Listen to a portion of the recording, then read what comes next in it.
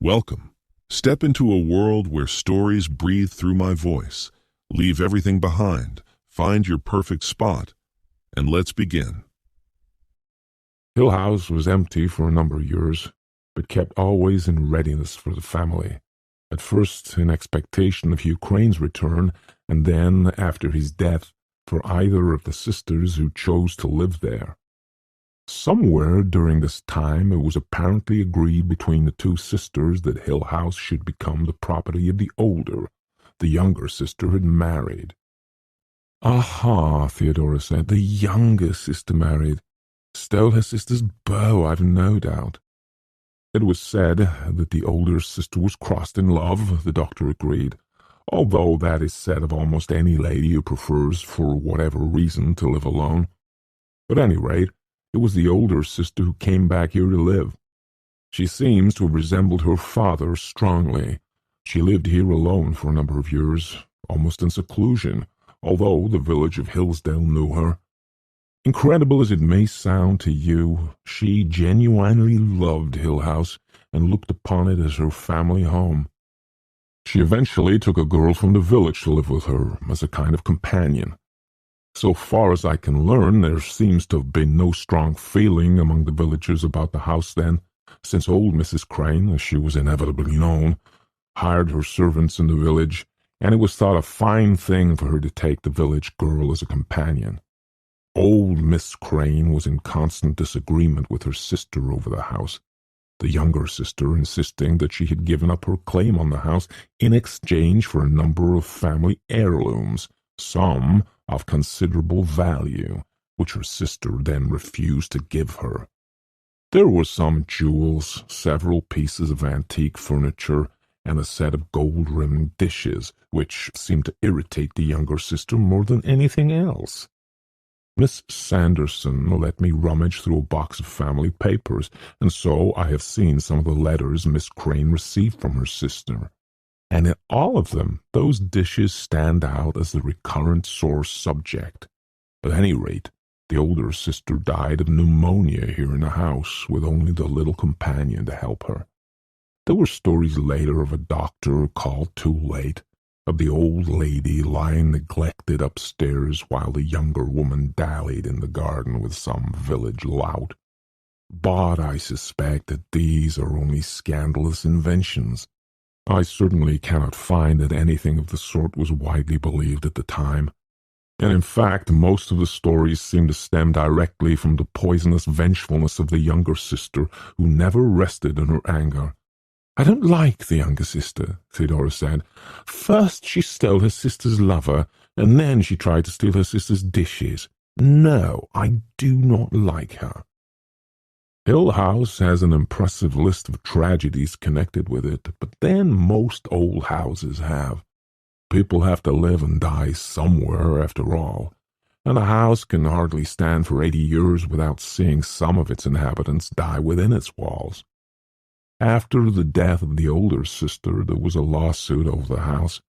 The companion insisted that the house was left to her, but the younger sister and her husband maintained most violently that the house belonged legally to them, and claimed that the companion had tricked the oldest sister into signing away property which she had always intended leaving to her sister. It was an unpleasant business, like all family quarrels, and as in all family quarrels, incredibly harsh and cruel things were said on either side. The companion swore in court, and here I think is the first hint of Hill House in its true personality, that the younger sister came into the house at night and stole things. When she was pressed to enlarge upon this accusation, she became very nervous and incoherent, and finally, forced to give some evidence for her charge, said that a silver service was missing, and a valuable set of enamels, in addition to the famous set of gold-rimmed dishes, which would actually be a very difficult thing to steal when you think about it. For her part, the younger sister went so far as to mention murder and demand an investigation into the death of old Miss Crane, bringing up the first hints of the stories of neglect and mismanagement. I cannot discover that these suggestions were ever taken seriously. There is no record whatever of any but the most formal notice of the old sister's death, and certainly the villagers would have been the first to wonder if there had been any oddness about the death. The companion won her case at last, and could, in my opinion, have won a case for slander besides, and the house became legally hers, although the younger sister never gave up trying to get it. She kept after the unfortunate companion with letters and threats, made the wildest accusations against her everywhere, and in the local police records there is listed at least one occasion when the companion was forced to apply for police protection to prevent her enemy from attacking her with a broom. The companion went in terror, seemingly. Her house burgled at night. She never stopped insisting that they came and stole things. And I read one pathetic letter in which she complained that she had not spent a peaceful night in the house since the death of her benefactress. Oddly enough, sympathy around the village was almost entirely with the younger sister, perhaps because the companion, once a village girl, was now a lady of the manor. The villagers believed, and still believe, I think, that the younger sister was defrauded of her inheritance by a scheming young woman. They did not believe that she would murder her friend, you see, but they were delighted to believe that she was dishonest, certainly because they were capable of dishonesty themselves when opportunity arose. Well, gossip is always a bad enemy. When the poor creature killed herself— Killed herself? Eleanor, shocked into speech, half rose. She had to kill herself. You mean there was another way of escaping her tormentor? She certainly did not seem to think so. It was accepted locally that she had chosen suicide because her guilty conscience drove her to it. I am more inclined to believe that she was one of those tenacious, unclever young women who can hold on desperately to what they believe is their own, but cannot withstand mentally a constant nagging persecution. She had certainly no weapons to fight back against the younger sister's campaign of hatred. Her own friends in the village had been turned against her, and she seems to have been maddened by the conviction that locks and bolts could not keep out the enemy who stole into her house at night. She could have gone away, Eleanor said, left this house and run as far as she could go. In effect, she did. I really think the poor girl was hated to death. She hanged herself, by the way. Gossip says she hanged herself from the turret of the tower, but when you have a house like Hill House with a tower and a turret, gossip would hardly allow you to hang yourself anywhere else. After her death, the house passed legally into the hands of the Sanderson family, who were cousins of hers, and in no way as vulnerable to the persecutions of the younger sister, who must have been a little demented herself by that time. I heard from Mrs. Sanderson that when the family, it would have been her husband's parents, first came to see the house, the younger sister showed up to abuse them, standing on the road to howl at them as they went by, and found herself packed right off to the local police station. And that seems to be the end of the younger sister's part in the story.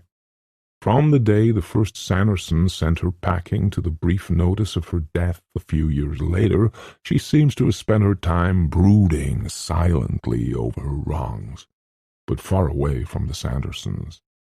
Oddly enough, in all her ranting, she insisted always on one point. She had not, would not, come into this house at night to steal, or for any other reason. Was anything ever really stolen? Luke asked. As I told you, the companion was finally pressed into saying that one or two things seemed to be missing, but could not say for sure. As you can imagine, the story of the nightly intruder did a good deal to enhance Hill House's further reputation.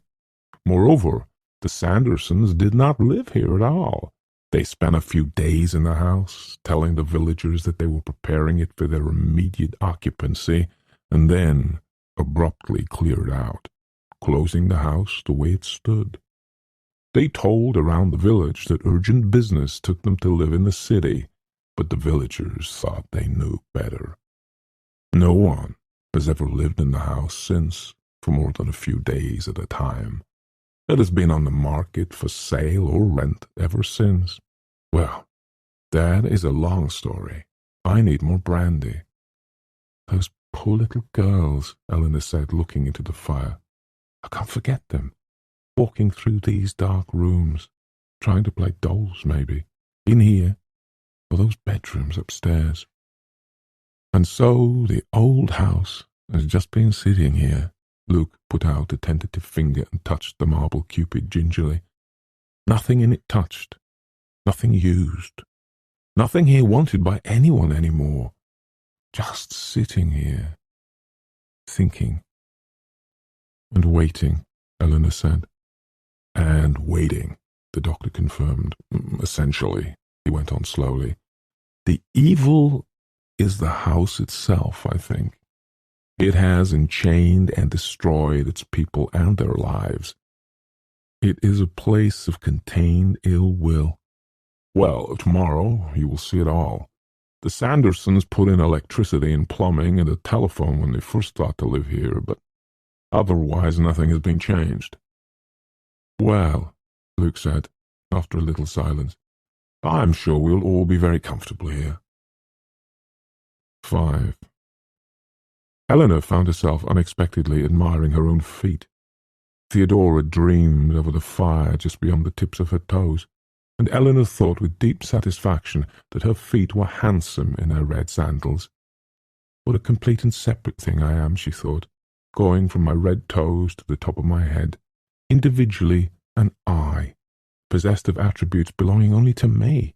I have red shoes, she thought. That goes with being Eleanor. I dislike lobster and sleep on my left side and crack my knuckles when I'm nervous and save buttons. I'm holding a brandy glass, which is mine, because I am here and I'm using it, and I have a place in this room. I have red shoes, and tomorrow I will wake up, and I will still be here. I have red shoes, she said very softly, and Theodora turned and smiled up at her. I had intended, and the doctor looked around at them with bright, anxious optimism, I had intended to ask if you all played bridge. Of course, Eleanor said. I play bridge, she thought. I used to have a cat named Dancer. I can swim. I'm afraid not, Theodora said, and the other three turned and regarded her with frank dismay. Not at all. I've been playing bridge twice a week for 11 years, Eleanor said, with my mother and her lawyer and his wife. I'm sure you must play as well as that.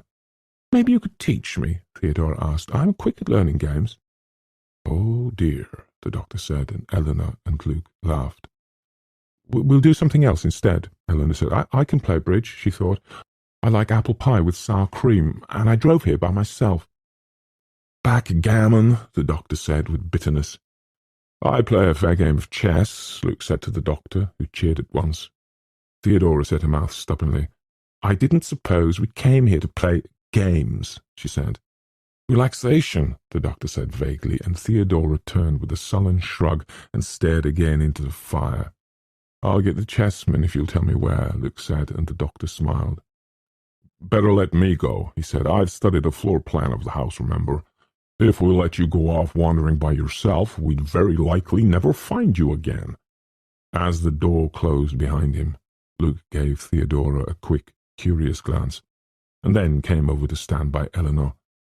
You're not nervous, are you? Did that story frighten you? Eleanor shook her head emphatically, and Luke said, You looked pale. I probably ought to be in bed, Eleanor said.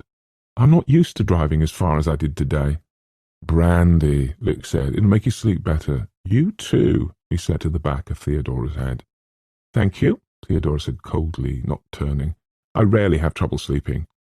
Luke grinned knowingly at Eleanor, and then turned as the doctor opened the door. My wild imagination, the doctor said, setting down the chess set. What a house this is. Did something happen? Eleanor asked. The doctor shook his head. We probably ought to agree now, not to wander around the house alone, he said. What happened? Eleanor asked. My own imagination, the doctor said firmly. This table all right, Luke? It's a lovely old chess set, Luke said. I wonder how the younger sister happened to overlook it. I can tell you one thing, the doctor said. If it was the younger sister sneaking around this house at night, she had nerves of iron. It watches, he added suddenly, the house. It watches every move you make, and then my own imagination, of course. And the light of the fire. Theodora's face was stiff and sulky. She likes attention, Eleanor thought wisely, and without thinking, moved and sat on the floor beside Theodora. Behind her she could hear the gentle sound of chessmen being set down on a board, and the comfortable small movements of Luke and the doctor taking each other's measure. And in the fire there were points of flame and little stirrings. She waited a minute for Theodora to speak, and then said agreeably, "Still hard to believe you're really here." "I had no idea it would be so dull," Theodora said. "We'll find plenty to do in the morning," Eleanor said. "At home there would be people around and lots of talking and laughing and lights and excitement." I suppose I don't need such things," Eleanor said, almost apologetically. "There never was much excitement for me. I had to stay with Mother, of course, and when she was asleep, I kind of got used to playing solitaire or listening to the radio. I never could bear to read in the evenings because I had to read aloud to her for 2 hours every afternoon. Love stories," and she smiled a little, looking into the fire. "But that's not all," she thought, astonished at herself. "That doesn't tell what it was like, even if I wanted to tell. Why am I talking? I'm terrible, aren't I?" Theodora moved quickly and put her hand over Eleanor's. "I sit here and grouch because there's nothing to amuse me. I'm very selfish. Tell me how horrible I am." And in the firelight, her eyes shone with delight. "You're horrible," Eleanor said obediently. Theodora's hand on her own embarrassed her. She disliked being touched, and yet a small physical gesture seemed to be Theodora's chosen way of expressing contrition, or pleasure, or sympathy. "I wonder if my fingernails are clean," Eleanor thought, and slid her hand away gently. "I am horrible," Theodora said, good-humoured again. "I'm horrible and beastly, and no one can stand me. There. Now tell me about yourself." "I'm horrible and beastly, and no one can stand me." Theodora laughed. "Don't make fun of me. You're sweet and pleasant, and everyone likes you very much. Luke has fallen madly in love with you, and I'm jealous. Now, I want to know more about you. Did you really take care of your mother for many years?" "Yes," Eleanor said. Her fingernails were dirty, and her hand was badly shaped, and people made jokes about love because sometimes it was funny. 11 years, until she died 3 months ago." "Were you sorry when she died? Should I say how sorry I am?" "No, she wasn't very happy. Neither were you. And neither was I. What about now? What did you do afterwards, when you were free at last?" "I sold the house," Eleanor said. "My sister and I each took whatever we wanted from it, small things. There was really nothing much except little things my mother had saved, my father's watch and some old jewellery. Not at all like the sisters of Hill House." "And you sold everything else?" "Everything, just as soon as I could. And then, of course, you started a gay mad fling that brought you inevitably to Hill House." "Ha, not exactly," Eleanor laughed. "But all those wasted years. Did you go on a cruise looking for exciting young men and buy new clothes?" Unfortunately," Eleanor said dryly, "there wasn't at all that much money. My sister put her share into the bank for her little girl's education. I did buy some clothes to come to Hill House." People like answering questions about themselves, she thought. What an odd pleasure it is. I would answer anything right now. "What will you do when you go back? Do you have a job?" No job right now. I don't know what I'm going to do." "I know what I'll do," Theodora stretched luxuriously. "I'll turn on every light in our apartment and just bask." "What's your apartment like?" Theodora shrugged. "Nice," she said. "We found an old place and fixed it up ourselves. One big room and a couple of small bedrooms. Nice kitchen. We painted it red and white and made over a lot of old furniture we dug up in junk shops. One really nice table with a marble top. We both love doing over old things."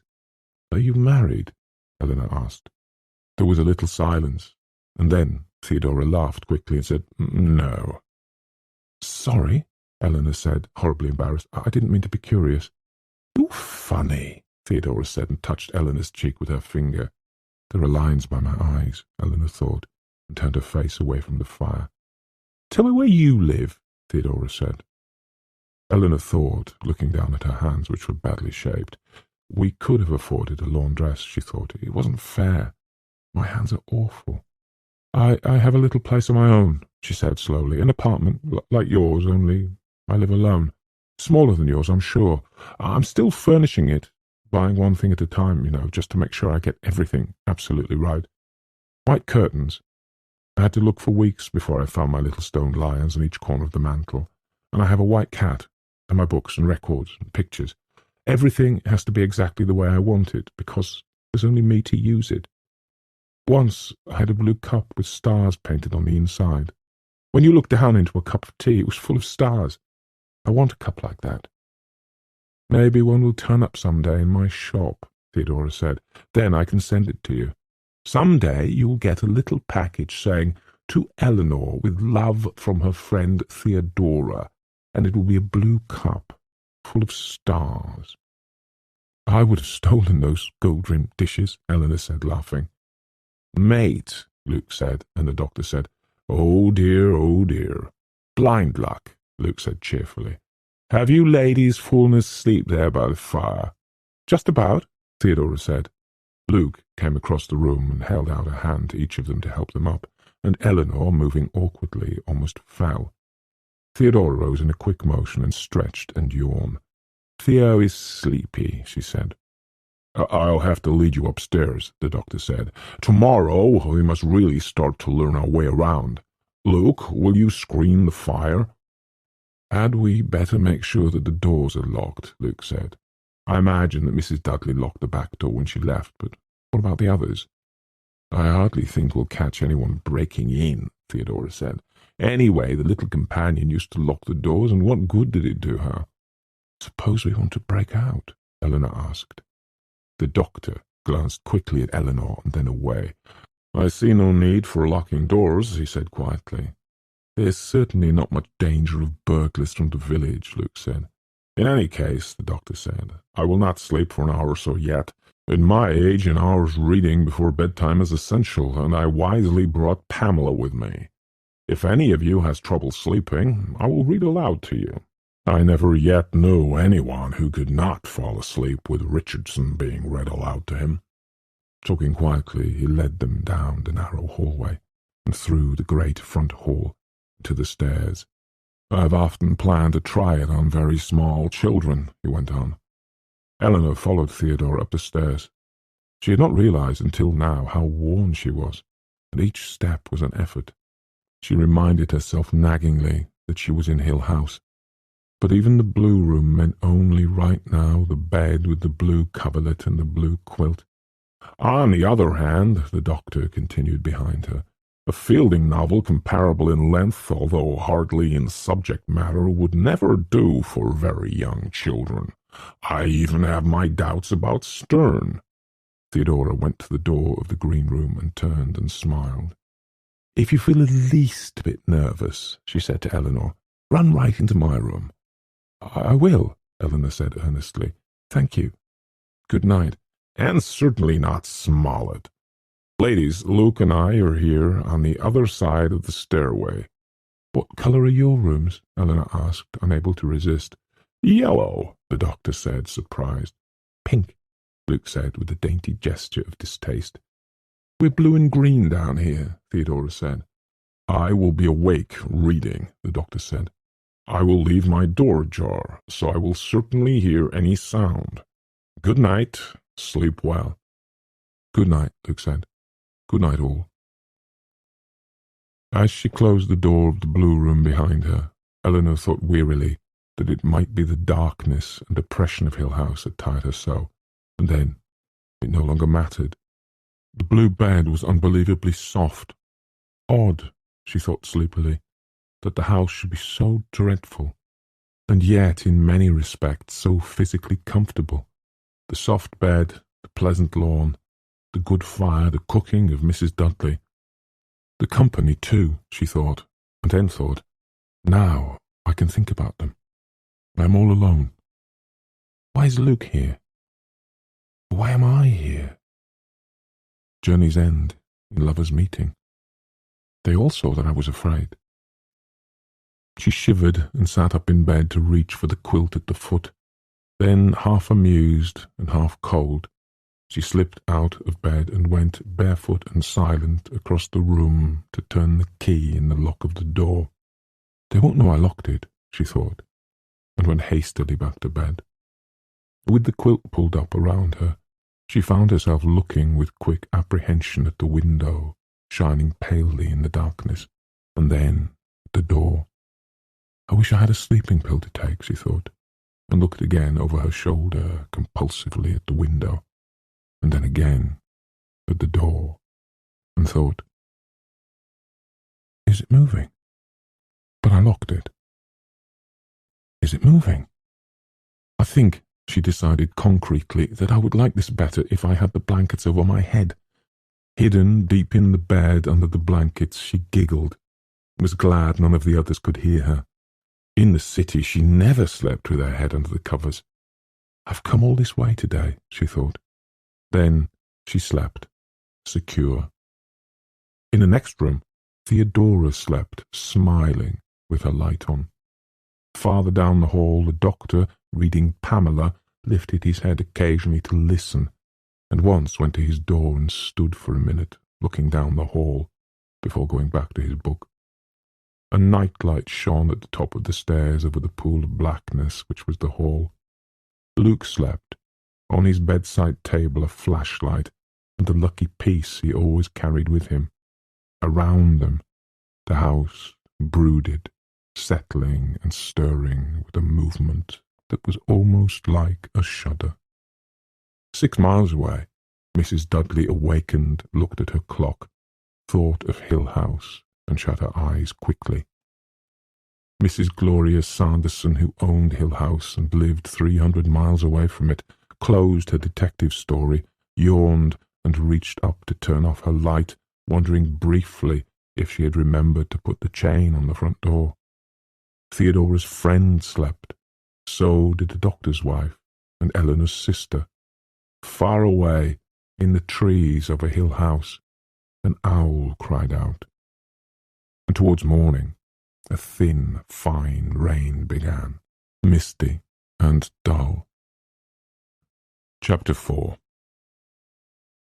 Eleanor awakened to find the blue room grey and colourless in the morning rain. She found that she had thrown the quilt off during the night, and had finished sleeping in her usual manner with her head on the pillow. It was a surprise to find that she had slept until after 8, and she thought that it was ironic that the first good night's sleep she had had in years had come to her in Hill House. Lying in the blue bed, looking up into the dim ceiling with its remote carved pattern, she asked herself, half asleep still, what did I do? Did I make a fool of myself? Were they laughing at me? Thinking quickly over the evening before, she could remember only that she must have seemed foolishly, childishly contented, almost happy. Had the others been amused to see that she was so simple? I said silly things, she told herself, and of course they noticed. Today I will be more reserved, less openly grateful to all of them for having me. Then, awakening completely, she shook her head and sighed. You're a very silly baby, Eleanor, she told herself, as she did every morning. The room came clearly alive around her. She was in the blue room at Hill House.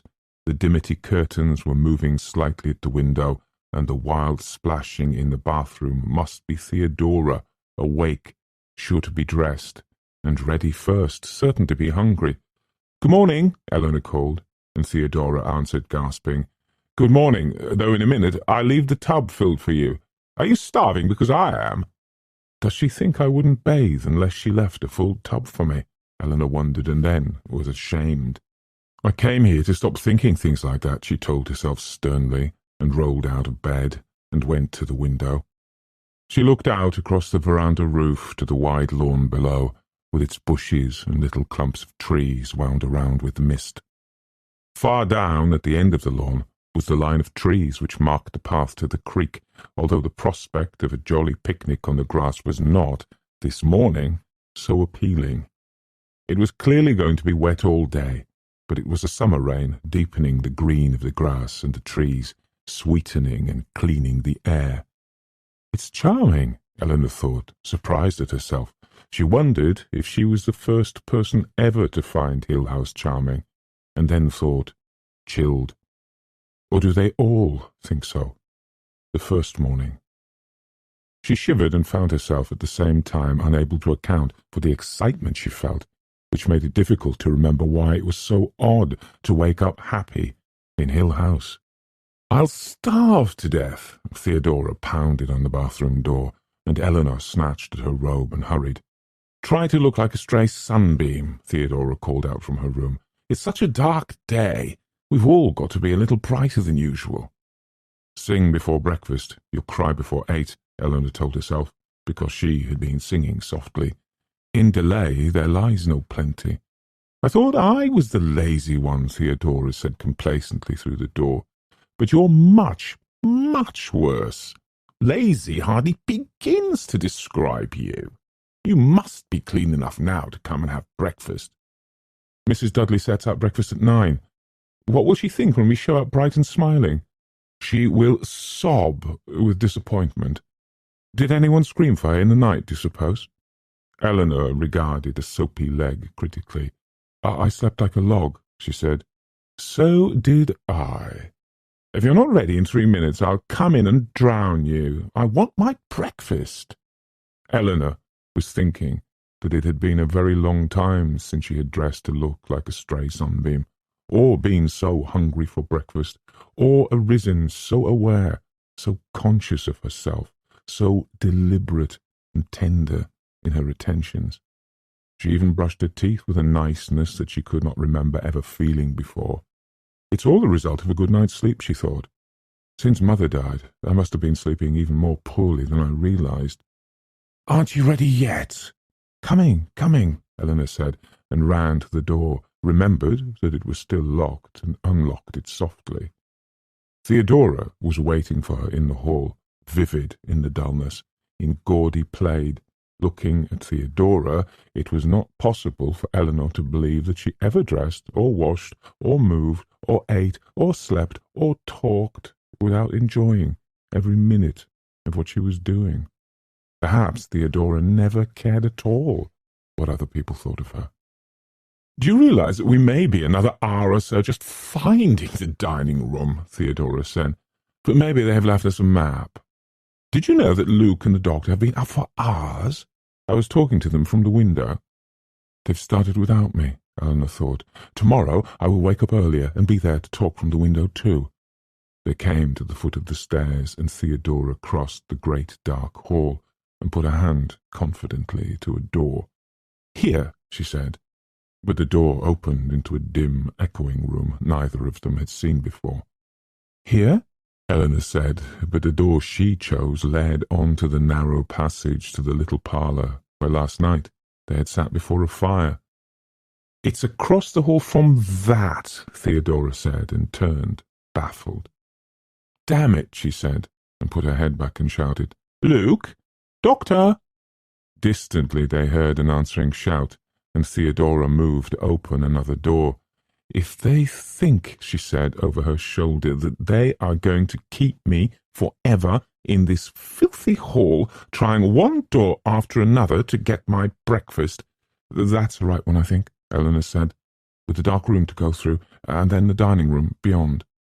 Theodora shouted again, blundered against some light piece of furniture, cursed, and then the door beyond was opened, and the doctor said, "Good morning." "Foul, filthy house," Theodora said, rubbing her knee. "Good morning." "You'll never believe this now, of course," the doctor said, "but 3 minutes ago these doors were wide open. We left them open so you could find your way. We sat here and watched them swing shut just before you called. Well, good morning." Kippers, Luke said from the table. Good morning. I hope you ladies are the Kipper kind. They had come through the darkness of one night.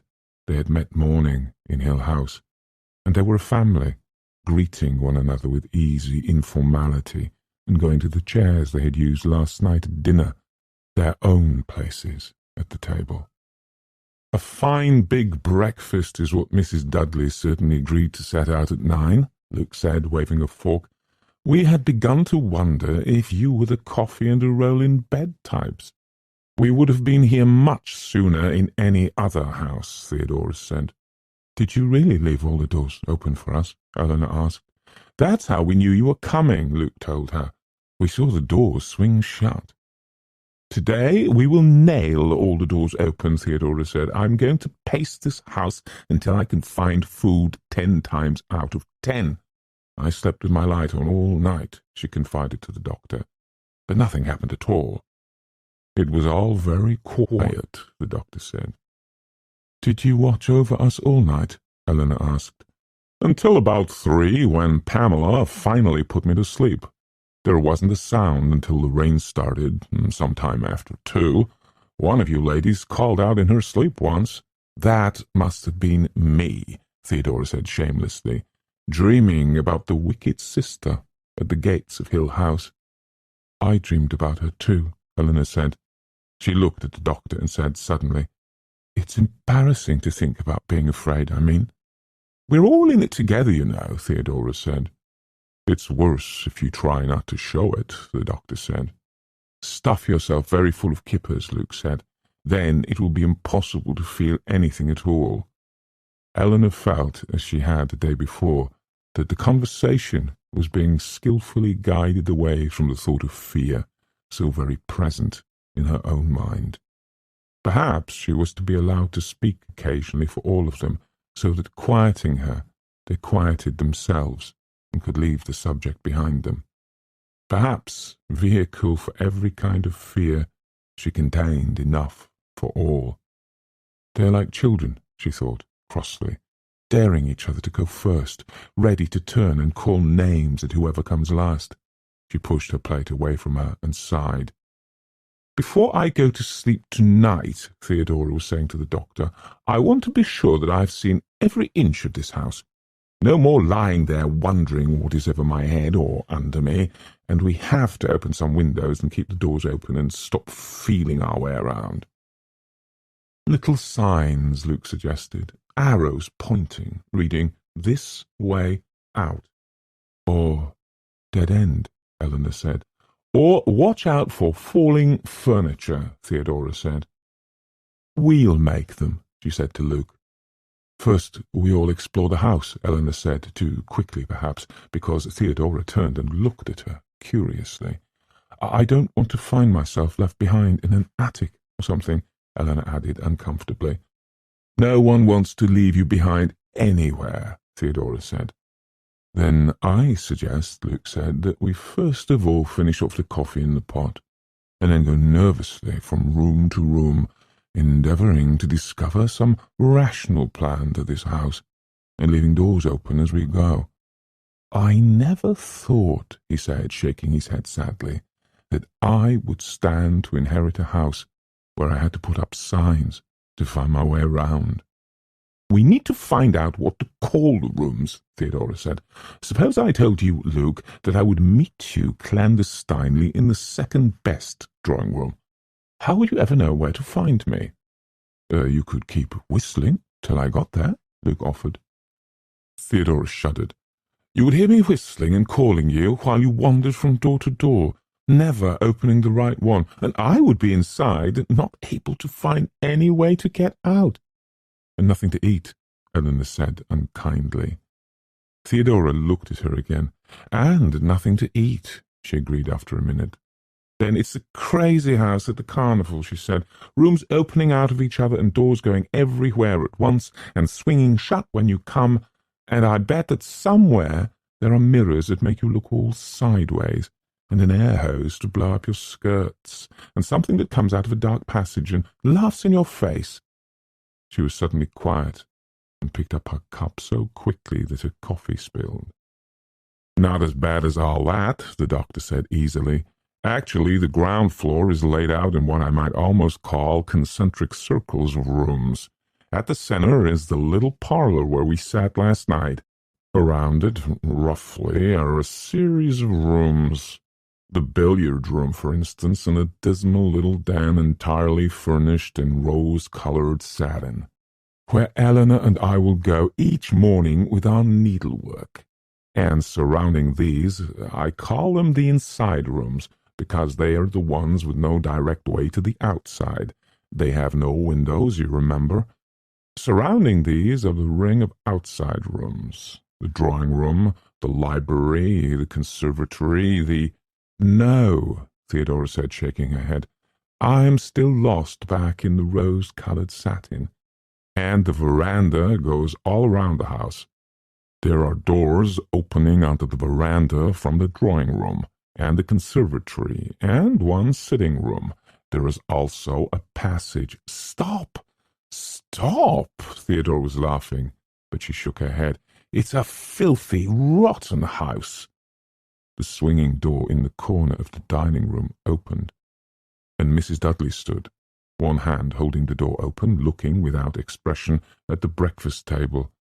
"I'll clear off at 10, Mrs. Dudley said. "Good morning, Mrs. Dudley," Luke said. Mrs. Dudley turned her eyes on him. "I'll clear off at 10, she said. "The dishes are supposed to be back on the shelves. I take them out again for lunch. I set out lunch at 1, but first the dishes have to be back on the shelves." "Of course, Mrs. Dudley." The doctor rose and put down his napkin. "Everybody ready?" he asked. Under Mrs. Dudley's eye, Theodora deliberately lifted her cup and finished the last of her coffee, then touched her mouth with her napkin and sat back. "Splendid breakfast," she said conversationally. "Do the dishes belong to the house?" "They belong on the shelves," Mrs. Dudley said. "And the glassware and the silver and the linen, lovely old things." "The linen," Mrs. Dudley said, "belongs in the linen drawers in the dining room. The silver belongs in the silver chest. The glasses belong on the shelves." "We must be quite a bother to you," Theodora said. Mrs. Dudley was silent. Finally she said, "I clear up at 10. I set out lunch at 1. Theodora laughed and rose. "On," she said, "on. Let us go and open doors." They began, reasonably enough, with the dining-room door, which they propped open with a heavy chair. The room beyond was the game-room. The table against which Theodora had stumbled was a low, inlaid chess table. "Now, I could not have overlooked that last night," the doctor said irritably. And at one end of the room were card tables and chairs, and a tall cabinet where the chessmen had been, with croquet balls and the cribbage board. "Jolly spot to spend a carefree hour," Luke said, standing in the doorway, regarding the bleak room. The cold greens of the tabletops were reflected unhappily in the dark tiles around the fireplace. The inevitable wood panelling was here not at all enlivened by a series of sporting prints, which seemed entirely devoted to various methods of doing wild animals to death. And over the mantel a deer-head looked down on them in patent embarrassment. "This is where they came to enjoy themselves," Theodora said, and her voice echoed shakily from the high ceiling. "They came here," she explained, "to relax from the impressive atmosphere of the rest of the house." The deer-head looked down on her mournfully. "Those two little girls," she said. "Can we please take down that beast up there?" "I think it's taken a fancy to you," Luke said. "It's never taken its eyes off you since you came in. Let's get out of here." They propped the door open as they left and came out into the hall, which shone dully under the light from the open rooms. "When we find a room with a window," the doctor remarked, "we will open it. Until then, let us be content with opening the front door." "You keep on thinking of the little children," Eleanor said to Theodora, "but I can't forget that lonely little companion, walking around these rooms, wondering who else was in the house." Luke tugged the great front door open and wheeled the big vase to hold it. "Fresh air," he said, thankfully. The warm smell of rain and wet grass swept into the hall, and for a minute they stood in the open doorway, breathing air from outside Hill House. Then the doctor said, Now, here is something none of you anticipated. And he opened a small door tucked in beside the tall front door and stood back, smiling. The library, he said, in the tower. I can't go in there, Eleanor said, surprising herself, but she could not. She backed away, overwhelmed with the cold air of mould and earth which rushed at her. My mother, she said, not knowing what she wanted to tell them, and pressed herself against the wall. Indeed, said the doctor, regarding her with interest. Theodora?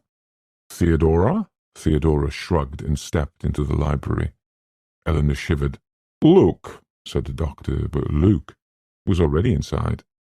From where she stood, Eleanor could see only a part of the circular wall of the library, with a narrow iron staircase going up, and perhaps, since it was the tower, up and up and up. Eleanor shut her eyes, hearing the doctor's voice distantly, hollow, against the stone of the library walls. Can you see the little trapdoor up there in the shadows?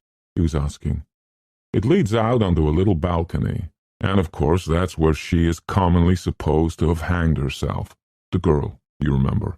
A most suitable spot, certainly. More suitable for suicides, I would think, than for books. She is supposed to have tied the rope onto the iron railing and then just stepped. Thanks, Theodora said from within.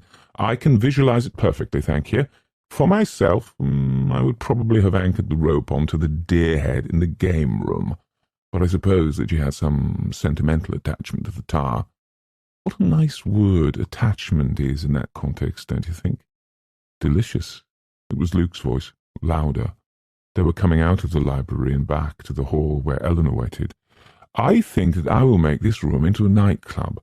I'll put the orchestra up there on the balcony, and dancing girls will come down that winding iron staircase. The bar— Eleanor, Theodora said, are you all right now? It's a perfectly awful room, and you were right to stay out of it. Eleanor stood away from the wall. Her hands were cold, and she wanted to cry, but she turned her back to the library door, which the doctor propped open with a stack of books. I don't think I'll do much reading while I'm here, she said, trying to speak lightly. Not if the books smell like the library. I hadn't noticed the smell, the doctor said. He looked inquiringly at Luke, who shook his head. Odd, the doctor went on, and just the kind of thing we're looking for. Make a note of it, my dear, and try to describe it exactly. Theodora was puzzled. She stood in the hallway, turning, looking behind her at the staircase, and then around again at the front door. Are there two front doors? She asked. Am I just mixed up? The doctor smiled happily. He had clearly been hoping for some such question. This is the only front door, he said. It is the one you came in yesterday. Theodora frowned. Then why can't Eleanor and I see the tower from our bedroom windows? Our rooms look out over the front of the house, and yet— The doctor laughed and clapped his hands. At last, he said, clever Theodora. This is why I wanted you to see the house by day. Come. Sit on the stairs while I tell you. Obediently they sat on the stairs looking up at the doctor, who took on his lecturing stance and began formally. One of the peculiar traits of Hill House is its design. Crazy house at the carnival. Precisely. Have you not wondered at our extreme difficulty in finding our way around? An ordinary house would not have had the four of us in such confusion for so long. And yet, time after time, we choose the wrong doors. The room we want eludes us. Even I have had my troubles. He sighed and nodded. I dare say, he went on, that old Hugh Crane expected that some day Hill House might become a showplace like the Winchester House in California, or the many octagon houses. He designed Hill House himself, remember, and I have told you before, he was a strange man. Every angle— and the doctor gestured towards the doorway— every angle is slightly wrong. Hugh Crane must have detested other people and their sensible, squared-away houses, because he made his house to suit his mind. Angles which you assume are the right angles you're accustomed to, and have every right to expect are true, are actually a fraction of a degree off in one direction or another. I am sure, for instance, that you believe that the stairs you are sitting on are level, because you are not prepared for stairs which are not level. They moved uneasily, and Theodora put out a quick hand to take hold of the balustrade, as though she felt she might be falling. Are actually on a very slight slant towards the central shaft. The doorways are all a very little bit off-center. That may be, by the way, the reason the doors swing shut unless they are held. I wondered this morning whether the approaching footsteps of you two ladies upset the delicate balance of the doors. Of course, the result of all these tiny aberrations of measurement adds up to a fairly large distortion in the house as a whole. Theodora cannot see the tower from her bedroom window because the tower actually stands at the corner of the house. From Theodora's bedroom window it is completely invisible, although from here it seems to be directly outside her room. The window of Theodora's room is actually 15 feet to the left of where we are now. Theodora spread her hands helplessly. "Golly," she said. "I see," Eleanor said. "The veranda roof is what misleads us. I can look out my window and see the veranda roof, and because I came directly into the house and up the stairs, I assumed that the front door was right below, although really—" "You see only the veranda roof," the doctor said. "The front door is far away. It and the tower are visible from the nursery, which is the big room at the end of the hallway. We will see it later today. It is," and his voice was saddened, "a masterpiece of architectural misdirection. The double stairway at Chambord—" "Then everything is a little bit off-centre?" Theodora asked uncertainly. "That is why it all feels so disjointed." "What happens when you go back to a real house?" Eleanor asked. "I mean, a real house." "It must be like coming off shipboard," Luke said. "After being here for a while, your sense of balance could be so distorted that it would take you a while to lose your sea legs or your hill house legs. Could it be," he asked the doctor, "that what people have been assuming were supernatural manifestations were really only the result of a slight loss of balance in the people who live here? The inner ear," he told Theodora wisely. "It must certainly affect people in some way," the doctor said. "We have grown to trust blindly in our senses of balance and reason, and I can see where the mind might fight wildly to preserve its own familiar stable patterns against all evidence that it was leaning sideways." He turned away. "We have marvels still before us," he said, and they came down from the stairway and followed him, walking gingerly, testing the floors as they moved. They went down the narrow passage to the little parlour where they had sat the night before, and from there, leaving doors propped open behind them, they moved into the outer circle of rooms, which looked out onto the veranda. They pulled heavy draperies away from the windows, and the light from outside came into Hill House. They passed through a music room, where a harp stood sternly apart from them, with never a jangle of strings to mark their footfalls. The grand piano stood tightly shut, with a candelabra above, no candle ever touched by flame. A marble-topped table held waxed flowers under glass, and the chairs were twig-thin and gilded. Beyond this was the conservatory, with tall glass windows showing them the rain outside, and ferns growing damply around and over wicker furniture. Here it was uncomfortably moist, and they left it quickly, to come through an arched doorway into the drawing-room, and stand, aghast and incredulous. "It's not there," Theodora said, weak and laughing. "I don't believe it's there." She shook her head. "Eleanor, do you see it too?" "How?" Eleanor said helplessly. "I thought you would be pleased." The doctor was complacent. One entire end of the drawing-room was in possession of a marble statuary piece.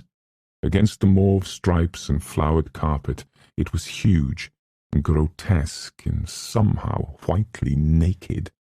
Eleanor put her hands over her eyes, and Theodora clung to her. I thought it might be intended for Venus rising from the waves, the doctor said. Not at all, said Luke, finding his voice. It's St. Francis curing the lepers. No, no, Eleanor said. One of them is a dragon. It's none of that, said Theodora roundly. It's a family portrait, you sillies. Composite. Anyone would know it at once. That figure in the centre, that tall, undraped, good heavens, masculine one, that's old Hugh patting himself on the back because he built Hill House, and his two attendant nymphs are his daughters. The one on the right, who seems to be brandishing an ear of corn, is actually telling about her lawsuit. And the other one, the little one on the end, is the companion, and the one on the other end is Mrs. Dudley done from life, Luke said. And that grass stuff they're all standing on is really supposed to be the dining room carpet, grown up a little. Did anyone else notice that dining room carpet? It looks like a field of hay, and you can feel it tickling your ankles. In the background, that kind of overspreading apple tree kind of thing, that's a symbol of the protection of the house, surely, Dr. Montague said. I hate to think it might fall on us, Eleanor said. Since the house is so unbalanced, Doctor, isn't there some chance of that? I have read that the statue was carefully and at great expense constructed to offset the uncertainty of the floor on which it stands. It was put in, at any rate, when the house was built, and it has not fallen yet. It is possible, you know, that Hugh Crane admired it, even found it lovely. It's also possible that he used it to scare his children with, Theodora said. What a pretty room this could be without it. She turned, swinging. The dancing room, she said, for ladies in full skirts, and room enough for a full country dance. Hugh Crane, will you take a turn with me? And she curtsied to the statue. I believe he's going to accept, Eleanor said, taking an involuntary step backward. Don't let him tread on your toes, the doctor said and laughed. Remember what happened to Don Juan. Theodora touched the statue timidly, putting her finger against the outstretched hand of one of the figures. Marble is always a shock, she said. It never feels like you think it's going to. I suppose a life-size statue looks enough like a real person to make you expect to feel skin. Then, turning again and shimmering in the dim room, she waltzed alone, turning to bow to the statue. At the end of the room, the doctor said to Eleanor and Luke, under those draperies are doors leading onto the veranda. When Theodora is heated from dancing, she may step into the cooler air. He went the length of the room to pull aside the heavy blue draperies and opened the doors. Again the smell of the warm rain came in, and a burst of wind, so that a little breath seemed to move across the statue, and light touched the coloured walls. Nothing in this house moves, Eleanor said, until you look away, and then you just catch something from the corner of your eye. Look at the little figurines on the shelves. When we all had our backs turned, they were dancing with Theodora. I move, Theodora said, circling towards them. Flowers under glass, Luke said. Tassels. I'm beginning to fancy this house. Theodora pulled at Eleanor's hair. Race you round the veranda, she said, and darted for the doors. Eleanor, with no time for hesitation or thought, followed, and they ran out onto the veranda. Eleanor, running and laughing, came around a curve of the veranda to find Theodora going in through another door, and stopped, breathless. They had come to the kitchen, and Mrs. Dudley, turning away from the sink, watched them silently. Mrs. Dudley, Theodora said politely, we've been exploring the house. Mrs. Dudley's eyes moved to the clock on the shelf over the stove. It's 11:30, she said. I set lunch on at 1, Theodora said. We'd like to look over the kitchen if we may. We've seen all the other downstairs rooms, I think. Mrs. Dudley was still for a minute, and then, moving her head acquiescently, turned and walked deliberately across the kitchen to a farther doorway.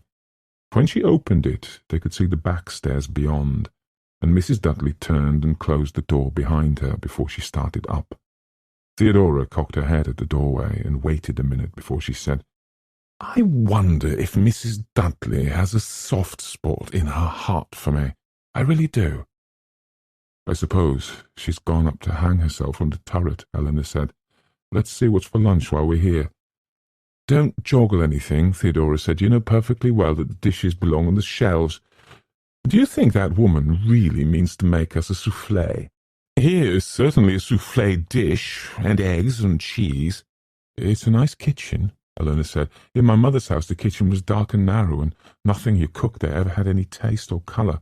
"What about your own kitchen?" Theodora asked absently. "In your little apartment? Eleanor, look at the doors." "I can't make a souffle," Eleanor said. "Look, Eleanor, there's the door onto the veranda, and another that opens onto steps going down to the cellar, I guess, and another over there going onto the veranda again, and the one she used to go upstairs, and another one over there." "To the veranda again," Eleanor said, opening it. "3 doors going out onto the veranda from one kitchen." "And a door to the butler's pantry, and on into the dining room. Our good Mrs. Dudley likes doors, doesn't she? She can certainly," and our eyes met, "get out fast in any direction if she wants to." Eleanor turned abruptly and went back to the veranda. "I wonder if she had Dudley cut extra doors for her. I wonder how she likes working in a kitchen where a door behind her might open without her knowing it. I wonder, actually, just what Mrs. Dudley is in the habit of meeting in her kitchen, so that she wants to make sure that she'll find a way out no matter what direction she runs. I wonder—" "Shut up," Theodora said amiably. "A nervous cook can't make a good souffle. Anyone knows that, and she's probably listening on the stairs. Let us choose one of her doors and leave it open behind us." Luke and the doctor were standing on the veranda looking out over the lawn. The front door was oddly close, beyond them. Behind the house, seeming almost overhead, the great hills were muted and dull in the rain. Eleanor wandered along the veranda, thinking that she had never before known a house so completely surrounded. Like a very tight belt, she thought. Would the house fly apart if the veranda came off? She went what she thought must be the greater part of the circle around the house, and then she saw the tower. It rose up before her suddenly, almost without warning, as she came round the curve of the veranda. It was made of grey stone, grotesquely solid, jammed hard against the wooden side of the house, with the insistent veranda holding it there. Hideous, she thought, and then thought that if the house burned away some day, the tower would still stand, grey and forbidding over the ruins, warning people away from what was left of Hill House, with perhaps a stone fallen here and there, so that owls and bats might fly in and out and nest among the books below. Halfway up, windows began, thin, angled slits in the stone, and she wondered what it would be like looking down from them, and wondered that she had not been able to enter the tower.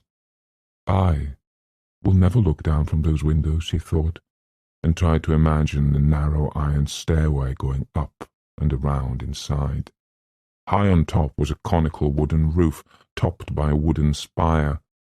It must have been laughable in any other house, but here in Hill House it belonged, gleeful and expectant, awaiting perhaps a slight creature creeping out from the little window onto the slanted roof, reaching up to the spire, knotting a rope. "You'll fall," Luke said, and Eleanor gasped. She brought her eyes down with an effort and found that she was gripping the veranda rail tightly and leaning far backward. "Don't trust your balance in my charming Hill House," Luke said, and Eleanor breathed deeply, dizzy, and staggered. He caught her and held her while she tried to steady herself in the rocking world where the trees and the lawn seemed somehow tilted sideways, and the sky turned and swung. "Eleanor," Theodora said nearby, and she heard the sound of the doctor's feet running along the veranda.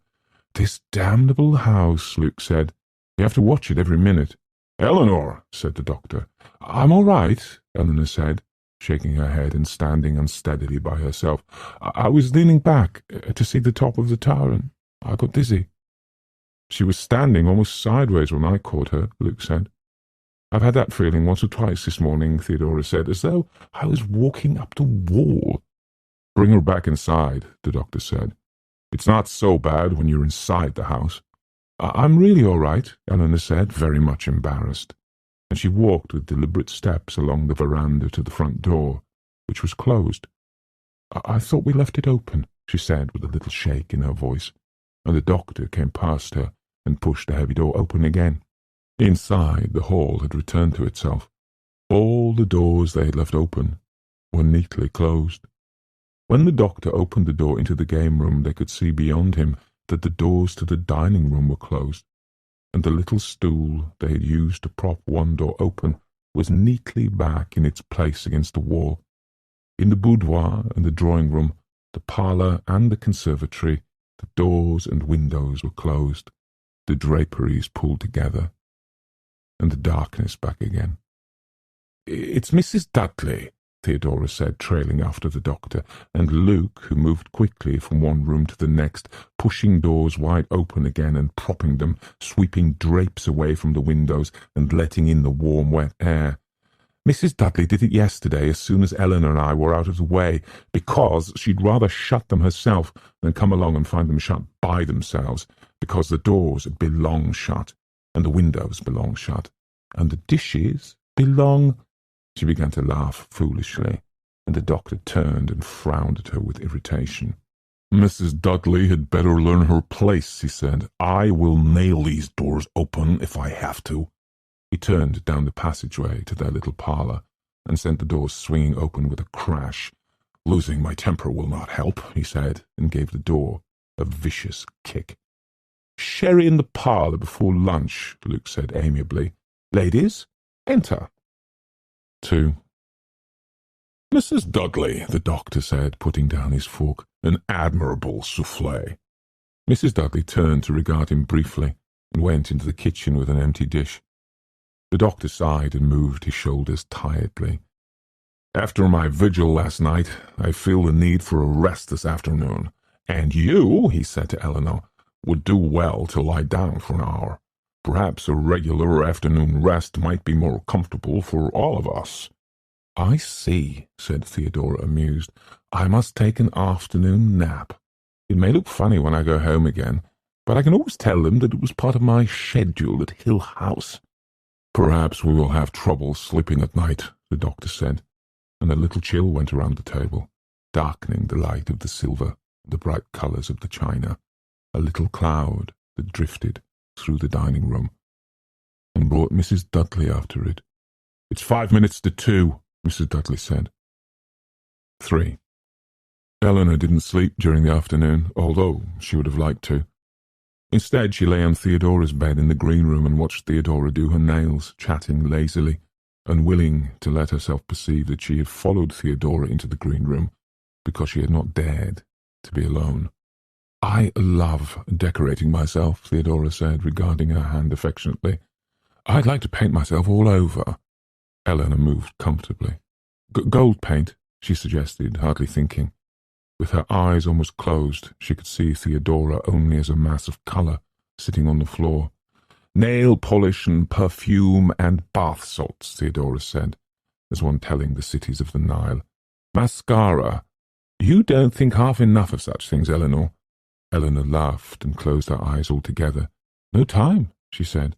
"Well," Theodora said with determination, "by the time I'm through with you, you'll be a different person. I dislike being with women of no colour." She laughed to show that she was teasing, and then went on. "I think I will put red polish on your toes." Eleanor laughed too and held out her bare foot.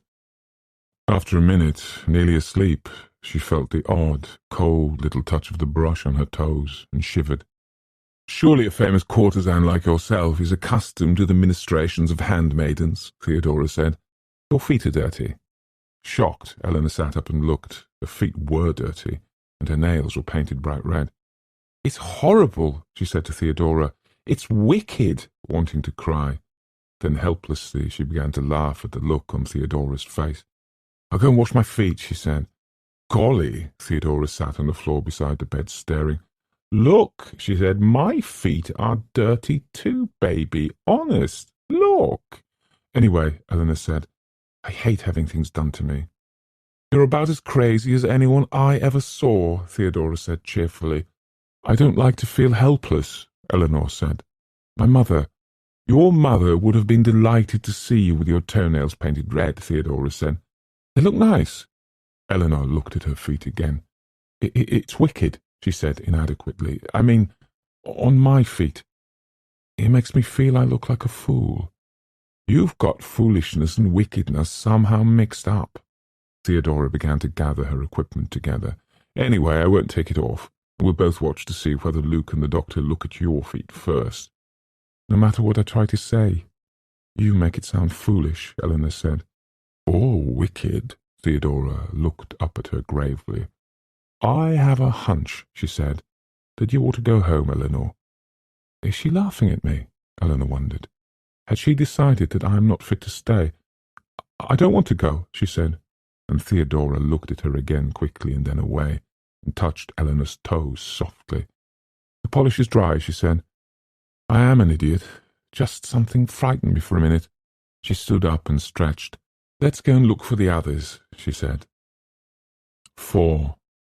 Luke leaned himself wearily against the wall of the upstairs hall, his head resting against the gold frame of an engraving of a ruin. I keep thinking of this house as my own future property, he said, more now than I did before. I keep telling myself that it will belong to me some day, and I keep asking myself why. He gestured at the length of the hall.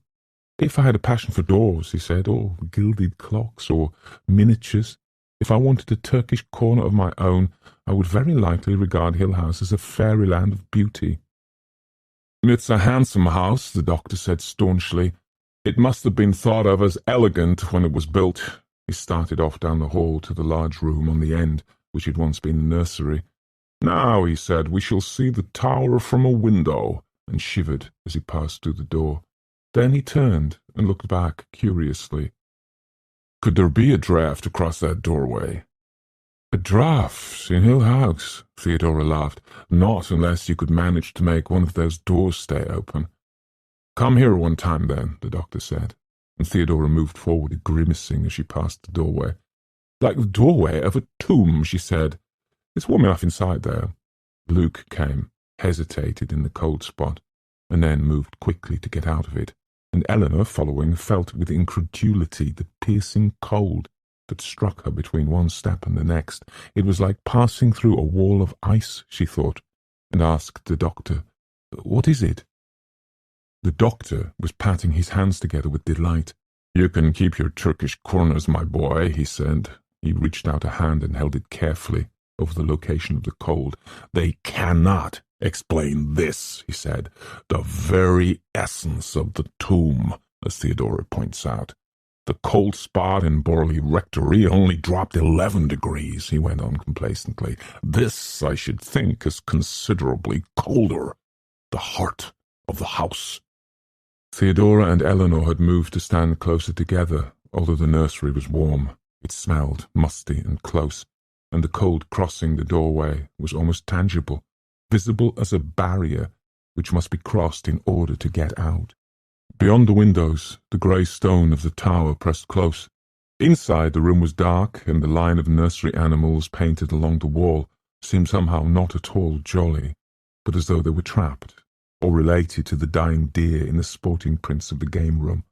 The nursery, larger than the other bedrooms, had an indefinable air of neglect found nowhere else in Hill House, and it crossed Eleanor's mind that even Mrs. Dudley's diligent care might not bring her across that cold barrier any oftener than necessary.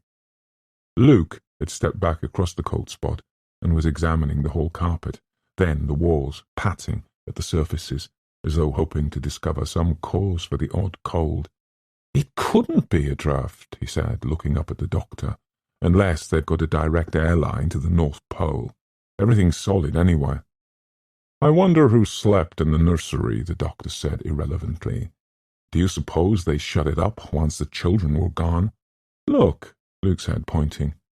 In either corner of the hall, over the nursery doorway, 2 grinning heads were set, meant apparently as gay decorations for the nursery entrance. They were no more jolly nor carefree than the animals inside. Their separate stares, captured forever in distorted laughter, met and locked at the point of the hall where the vicious cold scented. "When you stand where they can look at you," Luke explained, "they freeze you." Curiously, the doctor stepped down the hall to join him, looking up. "Don't leave us alone in here," Theodora said, and ran out of the nursery, pulling Eleanor through the cold, which was like a fast slap or a close, cold breath. "A fine place to chill our beer," she said, and put out her tongue at the grinning faces. "I must make a full account of this," the doctor said happily. "He doesn't seem like an impartial cold," Eleanor said, awkward, because she was not quite sure what she meant. "I felt it as deliberate, as though something wanted to give me an unpleasant shock." "It's because of the faces, I suppose," the doctor said. He was on his hands and knees, feeling along the floor. "Measuring tape and thermometer," he told himself. "Chalk for an outline. Perhaps the cold intensifies at night. Everything is worse," he said, looking at Eleanor, "if you think something is looking at you." Luke stepped through the cold with a shiver and closed the door to the nursery. He came back to the others in the hall with a kind of leap, as though he thought he could escape the cold by not touching the floor. With the nursery door closed, they realized all at once how much darker it had become, and Theodora said restlessly, "Let's get downstairs to our parlour. I can feel those hills pushing in." "After 5, Luke said, "cocktail time. I suppose," he said to the doctor, "you will trust me to mix you a cocktail again tonight." "Too much vermouth," the doctor said, and followed them lingeringly, watching the nursery door over his shoulder. 5. "I propose," the doctor said, setting down his napkin, "that we take our coffee in our little parlour. I find that fire very cheerful." Theodora giggled. "Mrs. Dudley's gone, so let's race around fast and get all those doors and windows open and take everything down from the shelves." "The house seems different when she's not in it," Eleanor said. "Emptier." Luke looked at her and nodded. He was arranging the coffee cups on a tray, and the doctor had already gone on, doggedly opening doors and propping them. "Each night I realize suddenly that we 4 are alone here. Although Mrs. Dudley's not much good as far as company's concerned. It's funny," Eleanor said, looking down at the dinner table. "I dislike Mrs. Dudley as much as any of you, but my mother would never let me get up and leave a table looking like this until morning." "If she wants to leave before dark, she has to clear away in the morning," Theodora said without interest. "I'm certainly not going to do it. It's not nice to walk away and leave a dirty table. You couldn't get them back on the right shelves anyway, and she'd have to do it all over again just to get your finger marks off things. If I just took the silverware and let it soak—" "No," Theodora said, catching her hand. "Do you want to go out into that kitchen, all alone, with all those doors?" "No," Eleanor said, setting down the handful of forks she had gathered. "I guess I don't, really." She lingered to look uneasily at the table and the crumpled napkins and the drop of wine spilled by Luke's place, and shook her head. "I don't know what my mother would say, though." "Come on," Theodora said. "They've left lights for us." The fire in the little parlour was bright, and Theodora sat down beside the coffee tray while Luke brought brandy from the cupboard where he had carefully set it away the night before. "We must be cheerful at all costs," he said. "I'll challenge you again tonight, Doctor." Before dinner they had ransacked the other downstairs rooms for comfortable chairs and lamps, and now their little parlour was easily the pleasantest room in the house. "Hill House has really been very kind to us," Theodora said, giving Eleanor her coffee, and Eleanor sat down gratefully in a pillowy, overstuffed chair. No dirty dishes for Eleanor to wash, a pleasant evening in good company, and perhaps the sun shining again tomorrow. "We must plan our picnic," Eleanor said. "I'm going to get fat and lazy in Hill House," Theodora said. Her insistence on naming Hill House troubled Eleanor. It's as though she was saying it deliberately, Eleanor thought, telling the house she knows its name, calling the house to tell it where we are. Is it bravado? "Hill House, Hill House, Hill House," Theodora said softly, and smiled across at Eleanor. "Tell me," Luke said politely to Theodora, "since you're a princess, tell me about the political situation in your country. Very unsettled, Theodora said. I ran away because my father, who is of course the king, insists that I marry Black Michael, who is the pretender to the throne. I, of course, cannot endure the sight of Black Michael, who wears one gold earring and beats his grooms with a riding crop. A most unstable country, Luke said. How did you ever manage to get away? I fled in a hay wagon disguised as a milkmaid. They never thought to look for me there, and I crossed the border with papers I forged myself in a woodcutter's hut. And Black Michael will no doubt take over the country now in a coup d'etat. Undoubtedly. And he can have it. It's like waiting in a dentist's office, Eleanor thought, watching them over her coffee cup.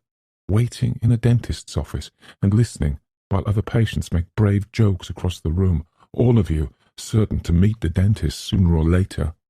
She looked up suddenly, aware of the doctor near her, and smiled uncertainly. Nervous? The doctor asked, and Eleanor nodded. Only because I wonder what's going to happen. So do I. The doctor moved a chair and sat down beside her. You have the feeling that something, whatever it is going to happen soon? Yes. Everything seems to be waiting. And they? The doctor nodded at Theodore and Luke, who were laughing at each other. They meet it in their way. I wonder what it will do to all of us. I would have said a month ago that a situation like this would never really come about, that we four would sit here together in this house. He does not name it, Eleanor noticed. I've been waiting for a long time, he said. You think we're right to stay? Right? He said, I think we are all incredibly silly to stay. I think that an atmosphere like this one can find out the flaws and faults and weaknesses in all of us and break us apart in a matter of days. We have only one defense, and that is running away. At least it can't follow us, can it? When we feel ourselves endangered, we can leave, just as we came, and, he added dryly, just as fast as we can go. But we are forewarned, Eleanor said, and there are four of us together. I have already mentioned this to Luke and Theodora, he said. Promise me absolutely that you will leave as fast as you can. If you begin to feel the house catching at you. I promise, Eleanor said, smiling. He's trying to make me feel braver, she thought, and was grateful. It's all right, though, she told him. Really? It's all right. I will feel no hesitation about sending you away, he said, rising, if it seems to be necessary. Luke, he said, will the ladies excuse us? While they set up the chessboard and men, Theodora wandered, cup in hand, around the room, and Eleanor thought, she moves like an animal, nervous and alert.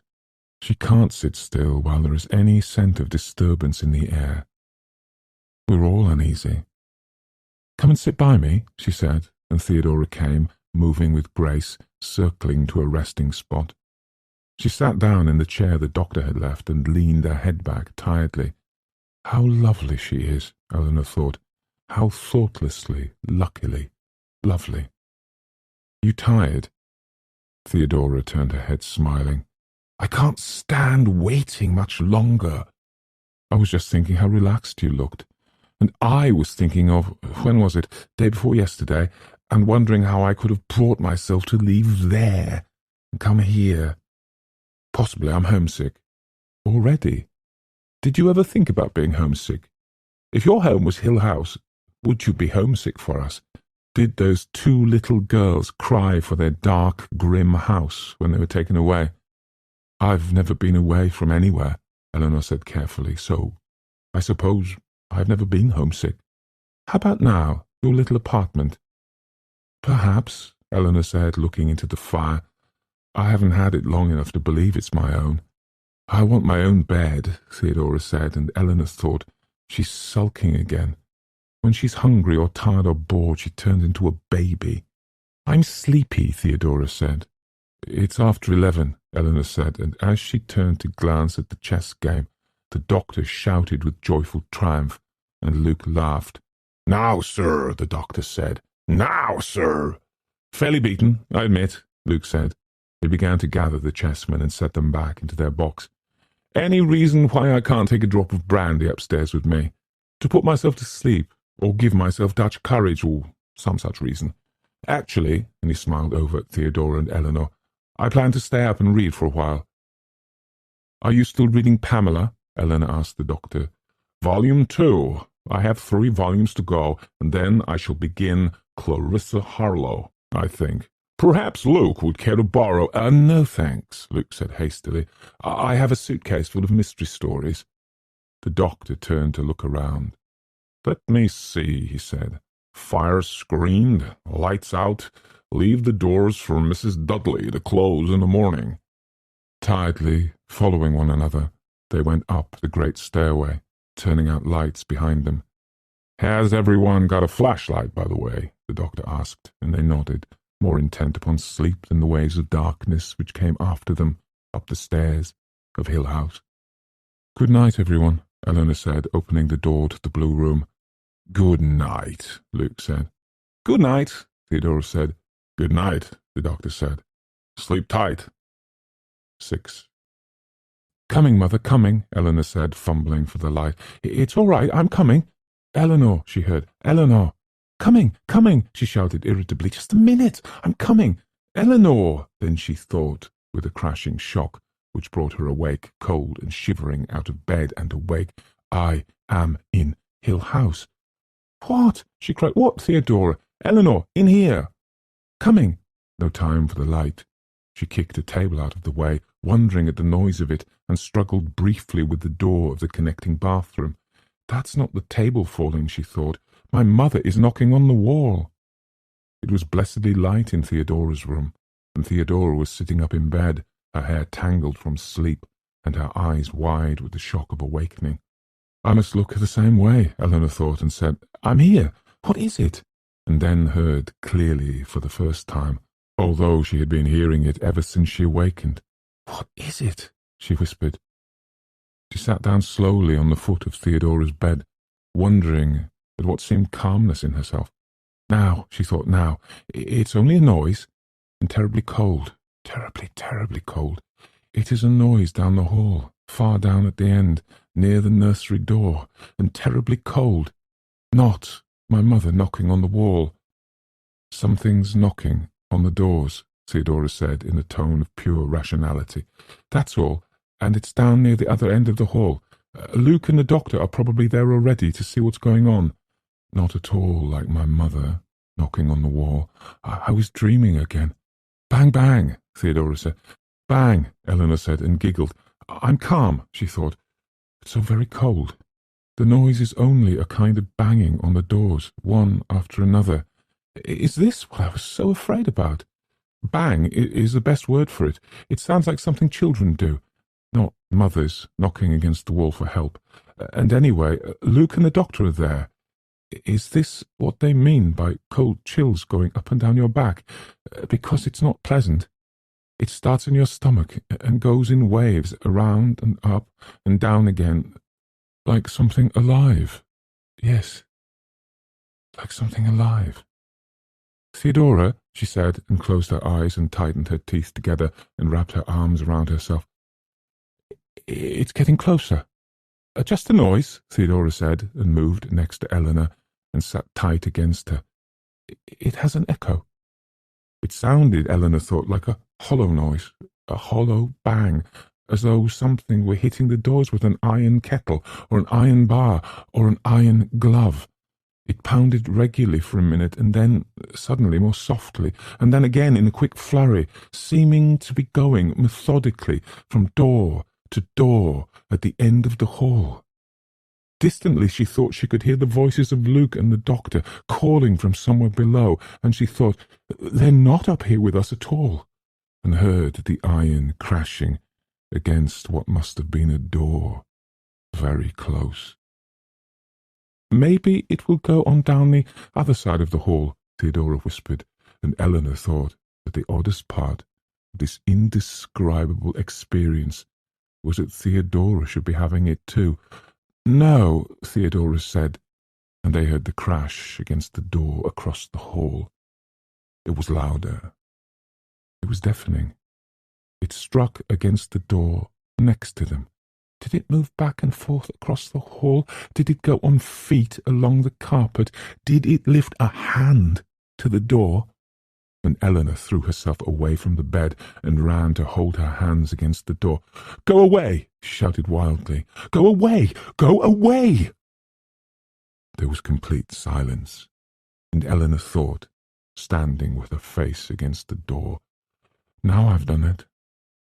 It was looking for the room with someone inside." The cold crept and pinched at them, filling and overflowing the room.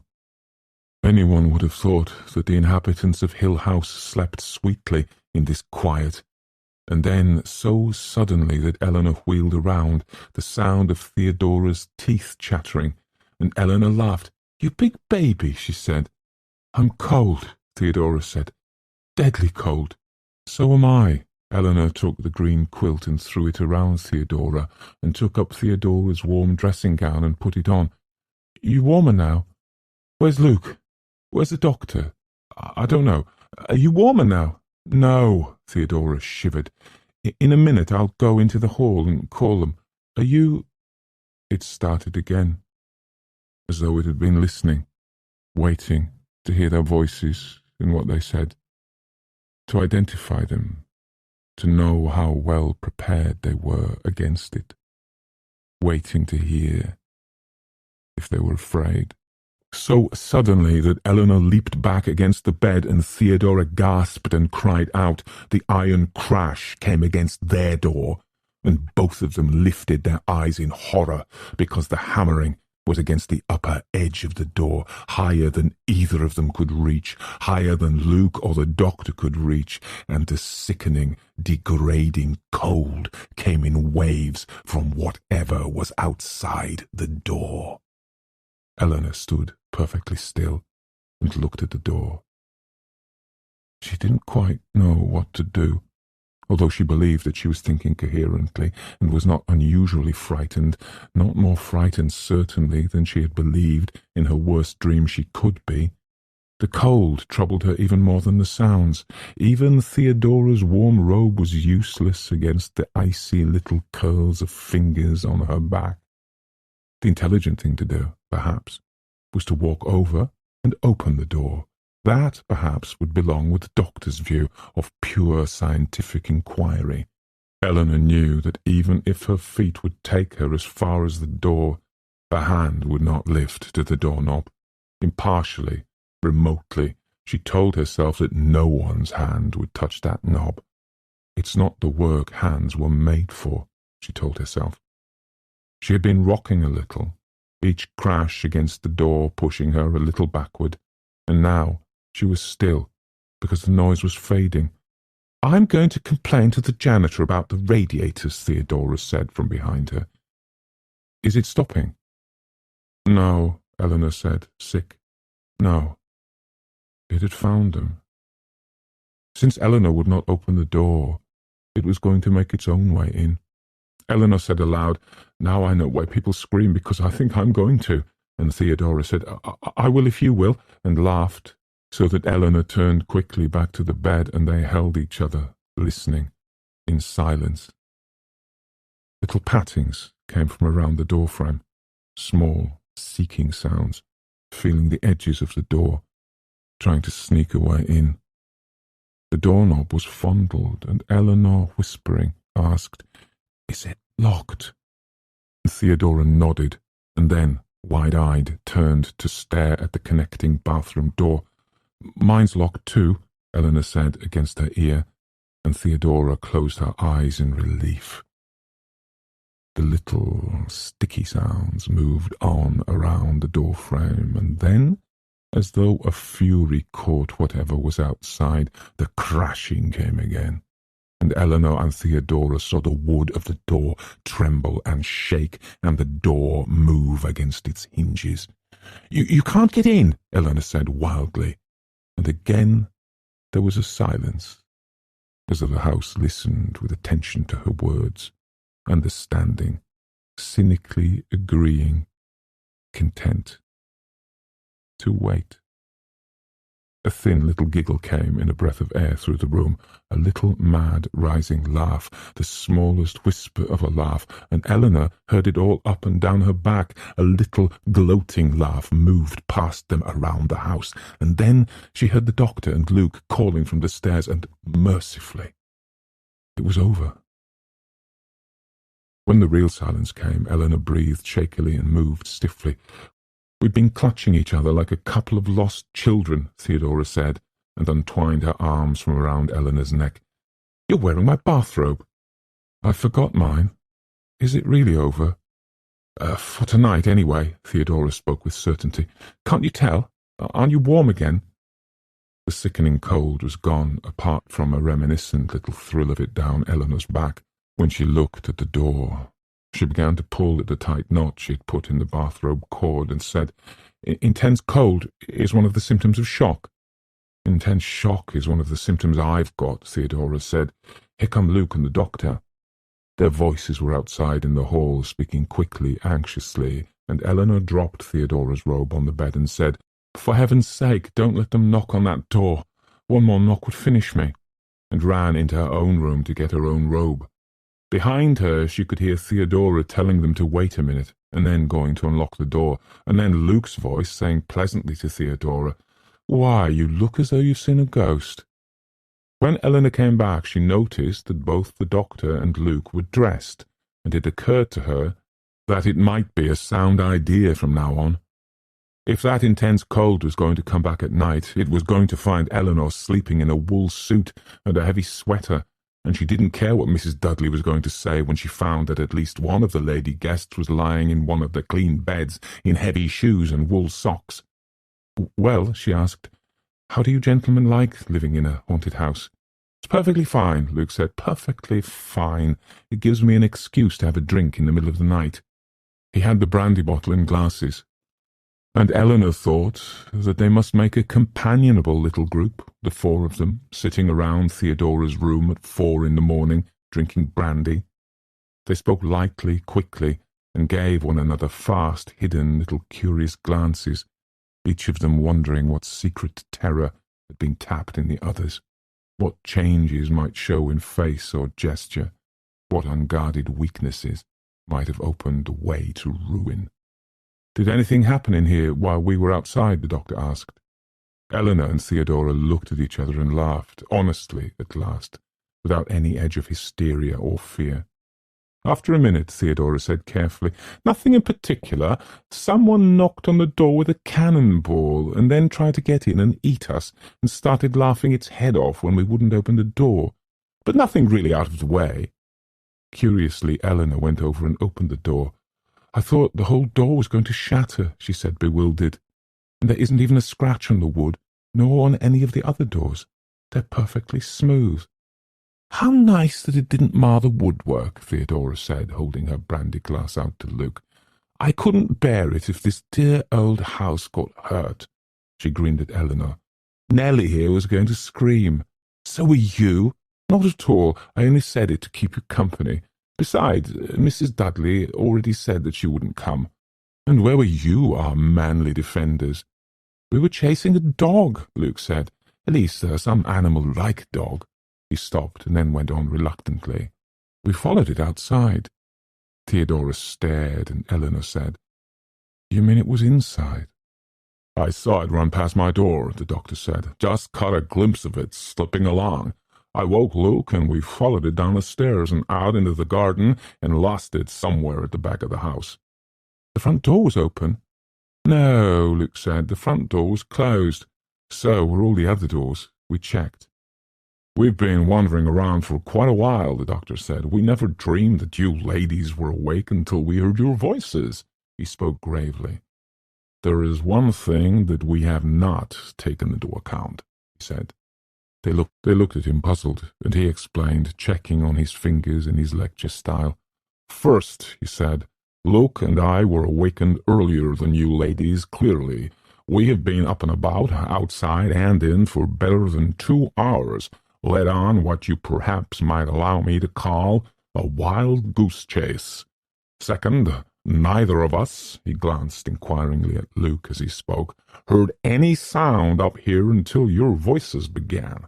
It was perfectly quiet. That is, the sound which hammered on your door was not audible to us. When we gave up our vigil and decided to come upstairs, we apparently drove away whatever was waiting outside your door. Now, as we sit here together, all is quiet." "I still don't see what you mean," Theodora said, frowning. "We must take precautions," he said. "Against what? How?" "When Luke and I are called outside, and you two are kept imprisoned inside, doesn't it begin to seem," and his voice was very quiet, "doesn't it begin to seem that the intention is, somehow, to separate us?" Chapter 5. Looking at herself in the mirror, with the bright morning sunlight freshening even the blue room of Hill House, Eleanor thought, "It's my second morning in Hill House, and I'm unbelievably happy. Journeys end in lovers' meeting. I've spent an all but sleepless night. I've told lies and made a fool of myself, and the very air tastes like wine. I've been frightened half out of my foolish wits, but I have somehow earned this joy. I've been waiting for it for so long. Abandoning a lifelong belief that to name happiness is to dissipate it, she smiled at herself in the mirror and told herself silently, "You are very happy, Eleanor. You have finally been given a part of your measure of happiness." Looking away from her own face in the mirror, she thought blindly, "Journeys end in lovers' meeting, lovers' meeting." "Luke," it was Theodora calling outside in the hall, "you carried off one of my stockings last night, and you are a thieving cad, and I hope Mrs. Dudley can hear me." Eleanor could hear Luke faintly answering. He protested that a gentleman had a right to keep the favours bestowed upon him by a lady, and he was absolutely certain that Mrs. Dudley could hear every word. "Eleanor!" Now Theodora pounded on the connecting door. "Are you awake? May I come in?" "Come, of course," Eleanor said, looking at her own face in the mirror. "You deserve it," she told herself. "You have spent your life earning it." Theodora opened the door and said happily, "How pretty you look this morning, my Nell. This curious life agrees with you." Eleanor smiled at her. The life clearly agreed with Theodora too. "We ought by rights to be walking around with dark circles under our eyes and a look of wild despair," Theodora said, putting an arm around Eleanor and looking into the mirror beside her. "And look at us, two blooming, fresh, young lovelies." "I'm 34 years old," Eleanor said, and wondered what obscure defiance made her add 2 years. "And you look about 14, Theodora said. "Come along, we've earned our breakfast." Laughing, they raced down the great staircase and found their way through the game room and into the dining room. "Good morning," Luke said brightly. "And how did everyone sleep?" "Delightfully, thank you," Eleanor said. "Like a baby." "There may have been a little noise," Theodora said, "but one has to expect that in these old houses. Doctor, what did we do this morning?" Said the doctor, looking up. He alone looked tired, but his eyes were lighted with the same brightness they found all in one another. "It is excitement," Eleanor thought. "We're all enjoying ourselves." "Belechin House," the doctor said, savouring his words. "Borley Rectory. Glamis Castle. It is incredible to find oneself experiencing it. Absolutely incredible. I could not have believed it. I begin to understand dimly the remote delight of your true medium. I think I shall have the marmalade, if you would be so kind. Thank you. My wife will never believe me. Food has a new flavor. Do you find it so?" "It isn't just that Mrs. Dudley has surpassed herself, then. I was wondering," Luke said. "I've been trying to remember," Eleanor said, "about last night, I mean. I can remember knowing that I was frightened, but I can't imagine actually being frightened. I remember the cold, Theodora said and shivered. I think it's because it was so unreal by any pattern of thought I'm used to. I mean, it just didn't make sense. Eleanor stopped and laughed, embarrassed. I agree, Luke said. I found myself this morning telling myself what had happened last night. The reverse of a bad dream, as a matter of fact, where you keep telling yourself that it didn't really happen. I thought it was exciting, Theodora said. The doctor lifted a warning finger. It is still perfectly possible that it is all caused by subterranean waters. Then more houses ought to be built over secret springs, Theodora said. The doctor frowned. This excitement troubles me, he said. It is intoxicating, certainly, but might it not also be dangerous? An effect of the atmosphere of Hill House. The first sign that we have, as it were, fallen under a spell. Then I will be an enchanted princess, Theodora said. And yet, Luke said, if last night is a true measure of Hill House, we're not going to have much trouble. We were frightened, certainly, and found the experience unpleasant while it was going on. And yet I cannot remember that I felt in any physical danger. Even Theodora telling that whatever was outside her door was coming to eat her did not really sound... I know what she meant, Eleanor said, because I thought it was exactly the right word. The sense was that it wanted to consume us, take us into itself, make us a part of the house, maybe. Oh dear, I thought I knew what I was saying, but I'm doing it very badly. No physical danger exists, the doctor said positively. No ghost in all the long histories of ghosts has ever hurt anyone physically. The only damage done is by the victim to himself. One cannot even say that the ghost attacks the mind, because the mind, the conscious thinking mind, is invulnerable. In all our conscious minds, as we sit here talking, there is not one iota of belief in ghosts. Not one of us, even after last night, can say the word ghost without a little involuntary smile. No, the menace of the supernatural is that it attacks where modern minds are weakest, where we have abandoned our protective armor of superstition and have no substitute defense. Not one of us thinks rationally that what ran through the garden last night was a ghost, and what knocked on the door was a ghost. And yet, there was certainly something going on in Hill House last night. And the mind's instinctive refuge, self-doubt, is eliminated. We cannot say it was my imagination, because 3 other people were there too.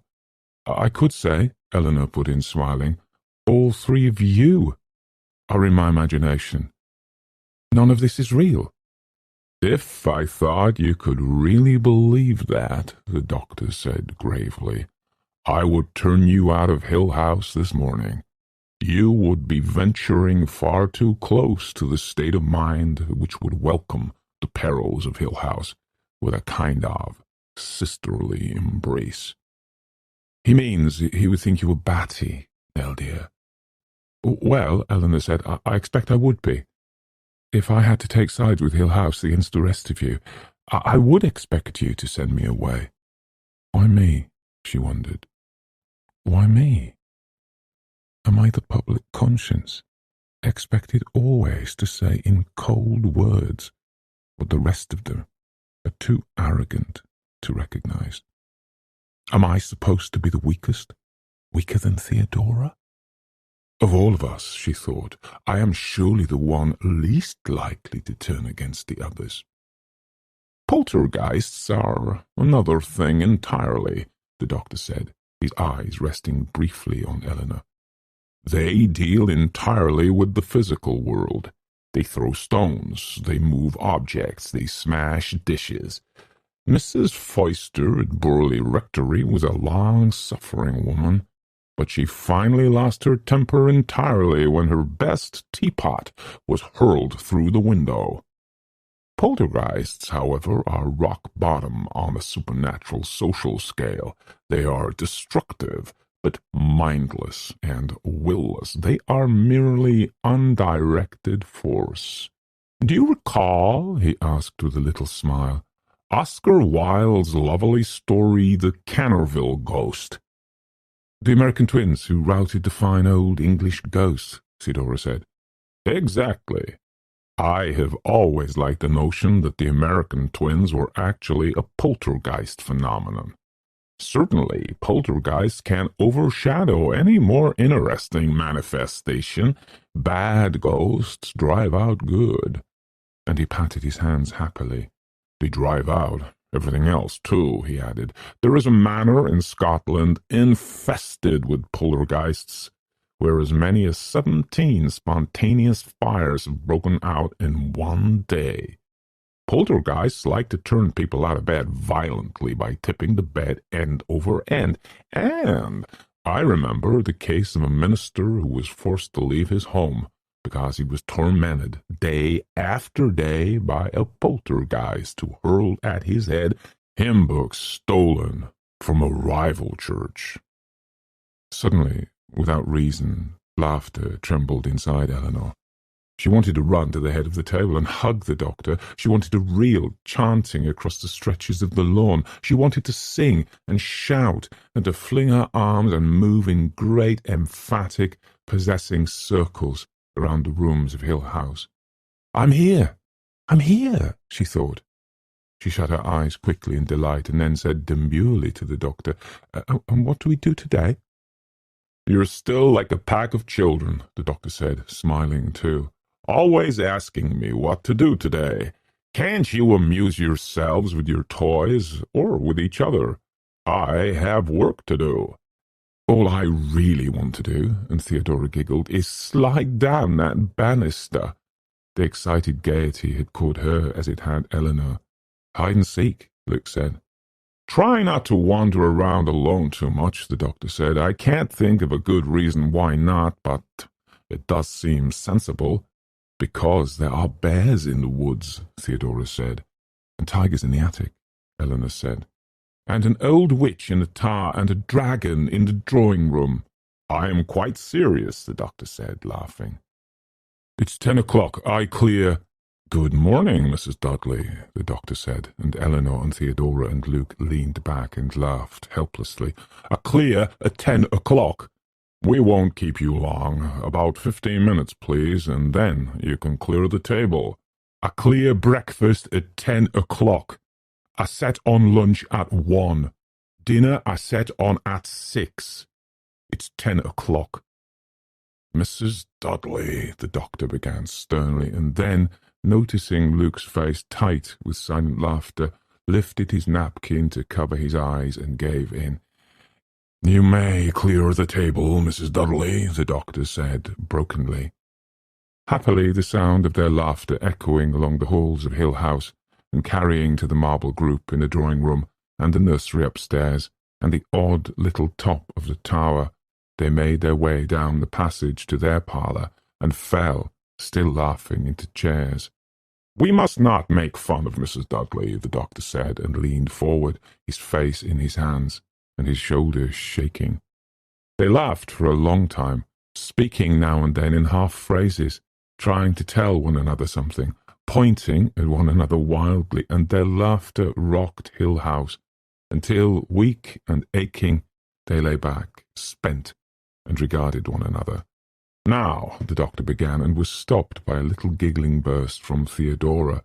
"Now," the doctor said again, more severely, and they were quiet. "I want more coffee," he said appealingly. "Don't we all?" "You mean to go right in there and ask Mrs. Dudley?" Eleanor asked.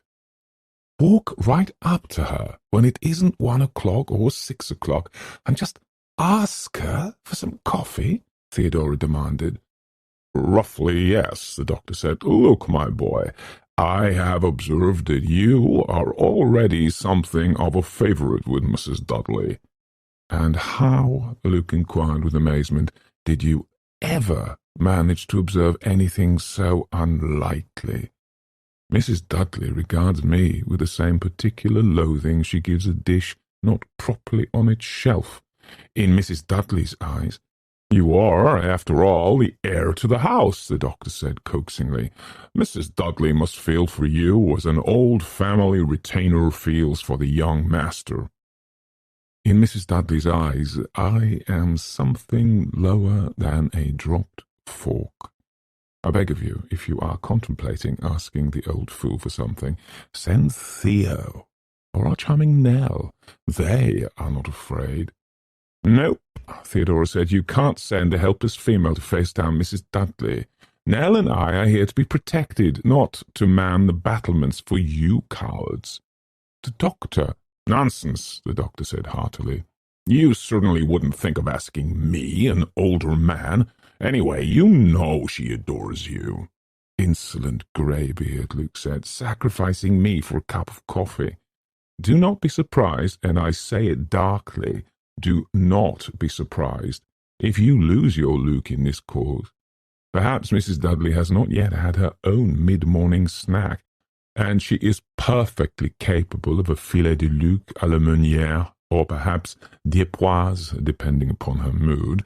If I do not return," and he shook his finger warningly under the doctor's nose, "I entreat you to regard your lunch with the gravest suspicion." Bowing extravagantly, as befitted one off to slay a giant, he closed the door behind him. "Lovely Luke," Theodora stretched luxuriously. "Lovely Hill House," Eleanor said. "Theo, there's a kind of little summer house in the side garden, all overgrown. I noticed it yesterday. Can we explore it this morning?" "Delighted," Theodora said. "I would not like to leave 1 inch of Hill House uncherished. Anyway, it's too nice a day to stay inside." "We'll ask Luke to come too," Eleanor said. "And you, Doctor?" "My notes," the doctor began, and then stopped, as the door opened so suddenly that in Eleanor's mind was only the thought that Luke had not dared face Mrs. Dudley after all, but had stood, waiting, pressed against the door. Then, looking at his white face and hearing the doctor say with fury, "I broke my own first rule. I sent him alone," she found herself only asking urgently, "Luke? Luke? It's all right." Luke even smiled. "But come into the long hallway." Chilled by his face and his voice and his smile, they got up silently and followed him through the doorway into the long, dark hallway which led back to the front hall. "Here," Luke said, and a little winding shiver of sickness went down Eleanor's back when she saw that he was holding a lighted match up to the wall. "It's writing?" Eleanor asked, pressing closer to see. "Writing," Luke said. "I didn't even notice it until I was coming back. Mrs. Dudley said no," he added, his voice tight. "My flash." The doctor took his flashlight from his pocket, and under its light, as he moved slowly from one end of the hall to the other, the letters stood out clearly. "Chalk," the doctor said, stepping forward to touch a letter with the tip of his finger. "Written in chalk." The writing was large and straggling and ought to have looked, Eleanor thought, as though it had been scribbled by bad boys on a fence. Instead, it was incredibly real, going in broken lines over the thick panelling of the hallway. From one end of the hallway to the other the letters went, almost too large to read, even when she stood back against the opposite wall. "Can you read it?" Luke asked softly, and the doctor, moving his flashlight, read slowly, "Help Eleanor come home." "No," and Eleanor felt the words stop in her throat. She had seen her name as the doctor read it. "It is me," she thought. "It's my name standing out there so clearly. I shouldn't be on the walls of this house." "Wipe it off, please," she said, and felt Theodora's arm go round her shoulders. "It's crazy," Eleanor said, bewildered. "Crazy's the word, all right," Theodora said strongly. "Come back inside, Nell, and sit down. Luke will get something to wipe it off." "But it's crazy," Eleanor said, hanging back to see her name on the wall. "Why?" Firmly the doctor put her through the door into the little parlour and closed it. "Luke," had already attacked the message with his handkerchief. "Now, you listen to me," the doctor said to Eleanor, "just because your name—" "That's it," Eleanor said, staring at him. "It knows my name, doesn't it? It knows my name." "Shut up, will you?" Theodora shook her violently. "It could have said any of us. It knows all our names." "Did you write it?" Eleanor turned to Theodora. "Please tell me. I won't be angry or anything, just so I can know that maybe it was only a joke. It frightened me." She looked appealingly at the doctor. "You know that none of us wrote it," the doctor said. Luke came in, wiping his hands on his handkerchief, and Eleanor turned hopefully. "Luke," she said, you wrote it, didn't you, when you went out?" Luke stared, and then came to sit on the arm of the chair. "Listen," he said. "You want me to go writing your name everywhere, carving your initials on trees, writing Eleanor, Eleanor, on little scraps of paper?" He gave her hair a soft little pull. "I've got more sense," he said. "Behave yourself." "Then why me?" Eleanor said, looking from one of them to the other. "I'm outside," she thought madly. "I am the one chosen." And she said quickly, beggingly, "Did I do something to attract attention more than anyone else?" "No more than usual, dear," Theodora said. She was standing by the fireplace, leaning on the mantel and tapping her fingers. And when she spoke, she looked at Eleanor with a bright smile. "Maybe you wrote it yourself." Angry, Eleanor almost shouted. "You think I want to see my name scribbled all over this foul house?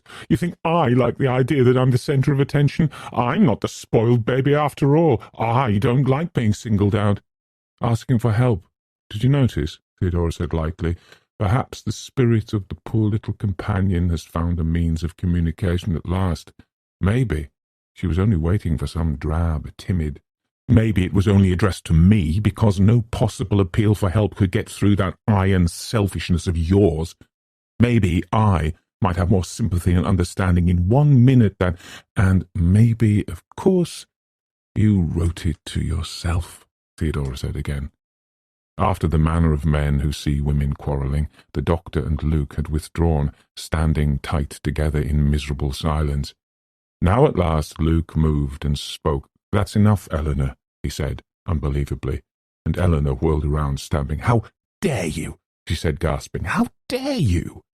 And the doctor laughed then, and she stared at him and then at Luke, who was smiling and watching her. "What's wrong with me?" she thought. Then, "But they think Theodora did it on purpose, made me mad so I wouldn't be frightened. How shameful to be manoeuvred that way." She covered her face and sat down in the chair. "Nell, dear," Theodora said, "I am sorry." "I must say something," Eleanor told herself. "I must show them that I'm a good sport, after all. A good sport. Let them think that I'm ashamed of myself. I'm sorry," she said. "I was frightened." "Of course you were," the doctor said, and Eleanor thought, how simple he is, how transparent. He believes every silly thing he's ever heard. He thinks even that Theodora shocked me out of hysteria. She smiled at him and thought, now I'm back in the fold. "I really thought you were going to start shrieking," Theodora said, coming to kneel by Eleanor's chair. "I would have in your place. But we can't afford to have you break up, you know." "We can't afford to have anyone but Theodora in the centre of the stage," Eleanor thought. "If Eleanor's going to be the outsider, she's going to be it all alone." She reached out and patted Theodora's head and said, "Thanks. I guess I was kind of shaky for a minute." "I wondered if you two were going to come to blows," Luke said, "until I realized what Theodora was doing." Smiling down into Theodora's bright, happy eyes, Eleanor thought, but that isn't what Theodora was doing at all. 2. Time passed lazily at Hill House. Eleanor and Theodora, the doctor and Luke, alert against terror, wrapped around by the rich hills and securely set into the warm, dark luxuries of the house, were permitted a quiet day and a quiet night. Enough, perhaps, to dull them a little. They took their meals together, and Mrs. Dudley's cooking stayed perfect. They talked together and played chess. The doctor finished Pamela and began on Sir Charles Grandison. A compelling need for occasional privacy led them to spend some hours alone in their separate rooms, without disturbance. Theodora and Eleanor and Luke explored the tangled thicket behind the house and found the little summer house, while the doctor sat on the wide lawn writing within sight and hearing. They found a walled-in rose garden grown over with weeds, and a vegetable garden tenderly nourished by the Dudleys. They spoke often of arranging their picnic by the brook. There were wild strawberries near the summer house, and Theodora and Eleanor and Luke brought back a handkerchief full and lay on the lawn near the doctor, eating them, staining their hands and their mouths like children, the doctor told them, looking up with amusement from his notes. Each of them had written, carelessly and with little attention to detail, an account of what they thought they had seen and heard so far in Hill House, and the doctor had put the papers away in his portfolio. The next morning, their third morning in Hill House, the doctor, aided by Luke, had spent a loving and maddening hour on the floor of the upstairs hall, trying with chalk and measuring tape to determine the precise dimensions of the cold spot, while Eleanor and Theodora sat cross-legged on the floor, noting down the doctor's measurements and playing tic-tac-toe. The doctor was considerably hampered in his work by the fact that his hands repeatedly chilled by the extreme cold. He could not hold either the chalk or the tape for more than a minute at a time. Luke, inside the nursery doorway, could hold one end of the tape until his hand came into the cold spot, and then his fingers lost strength and relaxed helplessly. A thermometer dropped into the centre of the cold spot refused to register any change at all, but continued doggedly maintaining that the temperature there was the same as the temperature down the rest of the hall, causing the doctor to fume wildly against the statisticians of Borley Rectory who had caught an 11-degree drop. When he had defined the cold spot as well as he could, and noted his results in his notebook, he brought them downstairs for lunch and issued a general challenge to them to meet him at croquet in the cool of the afternoon. "It seems foolish," he explained, "to spend a morning as glorious as this has been looking at a frigid place on a floor. We must plan to spend more time outside," and was mildly surprised when they laughed. "Is there still a world somewhere?" Eleanor asked wonderingly. Mrs. Dudley had made them a peach shortcake, and she looked down at her plate and said, "I'm sure Mrs. Dudley goes somewhere else at night, and she brings back fresh cream each morning, and Dudley comes up with groceries every afternoon. But as far as I can remember, there is no other place than this." "We are on a desert island," Luke said. "I can't picture any world but Hill House," Eleanor said. "Perhaps," Theodora said, "we should make notches on a stick, or pile pebbles in a heap, one each day, so we will know how long we have been marooned." How pleasant not to have had any word from outside. Luke helped himself to an enormous heap of whipped cream. No letters, no newspapers. Anything might be happening. "Unfortunately," the doctor said, and then stopped. "I beg your pardon," he went on. "I meant only to say that word will be reaching us from outside, and of course it is not unfortunate at all. Mrs. Montague, my wife, that is, will be here on Saturday." "But when is Saturday?" Luke asked. Delighted to see Mrs. Montague, of course. "Day after tomorrow," the doctor thought. "Yes," he said after a minute, "I believe that the day after tomorrow is Saturday. We will know it's Saturday, of course," he told them with a little twinkle, "because Mrs. Montague will be here." "I hope she's not holding high hopes of things going bump in the night," Theodora said. "Hill House has fallen far short of its original promise, I think. Or perhaps Mrs. Montague will be greeted with a volley of psychic experiences." "Mrs. Montague," the doctor said, "will be perfectly ready to receive them." "I wonder," Theodora said to Eleanor as they left the lunch table under Mrs. Dudley's watchful eye, "why everything has been so quiet. I think this waiting is nerve-wracking, almost worse than having something happen." "It's not us doing the waiting," Eleanor said. "It's the house. I think it's biding its time. Waiting until we feel secure, maybe, and then it will pounce. I wonder how long it can wait. Eleanor shivered and started up the great staircase. I'm almost tempted to write a letter to my sister. You know, having a perfectly splendid time here in jolly old Hill House. You really must plan to bring the whole family next summer, Theodora went on. We sleep under blankets every night. The air is so bracing, particularly in the upstairs hall. You go around all the time just glad to be alive. There's something going on every minute. Civilization seems so far away. Eleanor laughed. She was ahead of Theodora at the top of the stairs.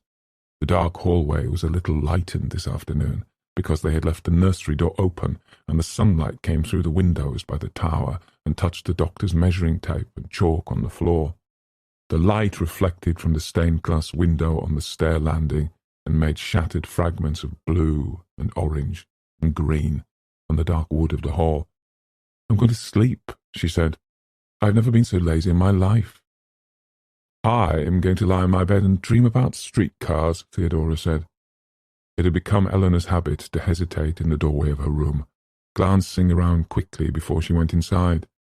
She told herself that this was because the room was so exceedingly blue and always took a moment to get used to. When she came inside, she went across to open the window, which she always found closed. Today, she was halfway across the room before she heard Theodora's door slam back and Theodora's smothered, "Eleanor!" Moving quickly, Eleanor ran into the hall and to Theodora's doorway to stop, aghast, looking over Theodora's shoulder. "What is it?" she whispered. "What does it look like?" Theodora's voice rose crazily. "What does it look like, you fool?" And I wouldn't forgive her that, either. Eleanor thought concretely through her bewilderment. "It looks like paint," she said hesitantly, except it smells awful. "It's blood," Theodora said with finality. She clung to the door, swaying as the door moved, staring. "Blood," she said, "all over. Do you see it?" "Of course I see it, and it's not all over. Stop making such a fuss." Although, she thought, conscientiously, Theodora was making very little of a fuss, actually. One of these times, she thought, one of us is going to put her head back and really howl. And I hope it won't be me, because I'm trying to guard against it. It will be Theodora, who, and then, cold, she asked, "Is that more writing on the wall?" And heard Theodora's wild laugh and thought, maybe it will be me after all, and I can't afford to. I must be steady. And she closed her eyes and found herself saying silently, "Oh, stay in here, your true love's coming, that can sing both high and low. Trip no further, pretty sweeting, journeys end in lovers' meeting." "Yes, indeed, dear," Theodora said. "I don't know how you managed it." "Every wise man's son doth know." "Be sensible," Eleanor said. "Call Luke, and the doctor." "Why?" Theodora asked. "Wasn't it just to be a little private surprise for me? A secret just for the two of us?" Then, pulling away from Eleanor, who tried to hold her from going farther into the room, she ran to the great wardrobe and threw open the door and cruelly began to cry. "My clothes," she said, "my clothes." Steadily, Eleanor turned and went to the top of the stairs. "Luke," she called, leaning over the banisters. "Doctor!" Her voice was not loud, and she had tried to keep it level, but she heard the doctor's book drop to the floor and then the pounding of feet as he and Luke ran for the stairs. She watched them, seeing their apprehensive faces, wondering at the uneasiness which lay so close below the surface in all of them, so that each of them seemed always waiting for a cry for help from one of the others. Intelligence and understanding are really no protection at all, she thought. "It's Theo," she said, as they came to the top of the stairs. "She's hysterical. Something, has got red paint in her room and she's crying over her clothes." Now, I couldn't have put it more fairly than that, she thought, turning to follow them. Could I have put it more fairly than that? She asked herself, and found that she was smiling. Theodora was still sobbing wildly in her room and kicking at the wardrobe door in a tantrum that might have been laughable if she had not been holding her yellow shirt, matted and stained. Her other clothes had been torn from the hangers and lay trampled and disordered on the wardrobe floor, all of them smeared and reddened. "What is it?" Luke asked the doctor, and the doctor, shaking his head, said, "I would swear that it was blood, and yet to get so much blood one would almost have to—" and then was abruptly quiet. All of them stood in silence for a moment and looked at "Help Eleanor come home, Eleanor," written in shaky red letters on the wallpaper over Theodora's bed. "This time I'm ready," Eleanor told herself, and said, "You'd better get out of here. Bring her into my room." "My clothes are ruined," Theodora said to the doctor. "Did you see my clothes?" The smell was atrocious, and the writing on the wall had dripped and splattered. There was a line of drops from the wall to the wardrobe. Perhaps what had first turned Theodora's attention that way, and a great irregular stain on the green rug.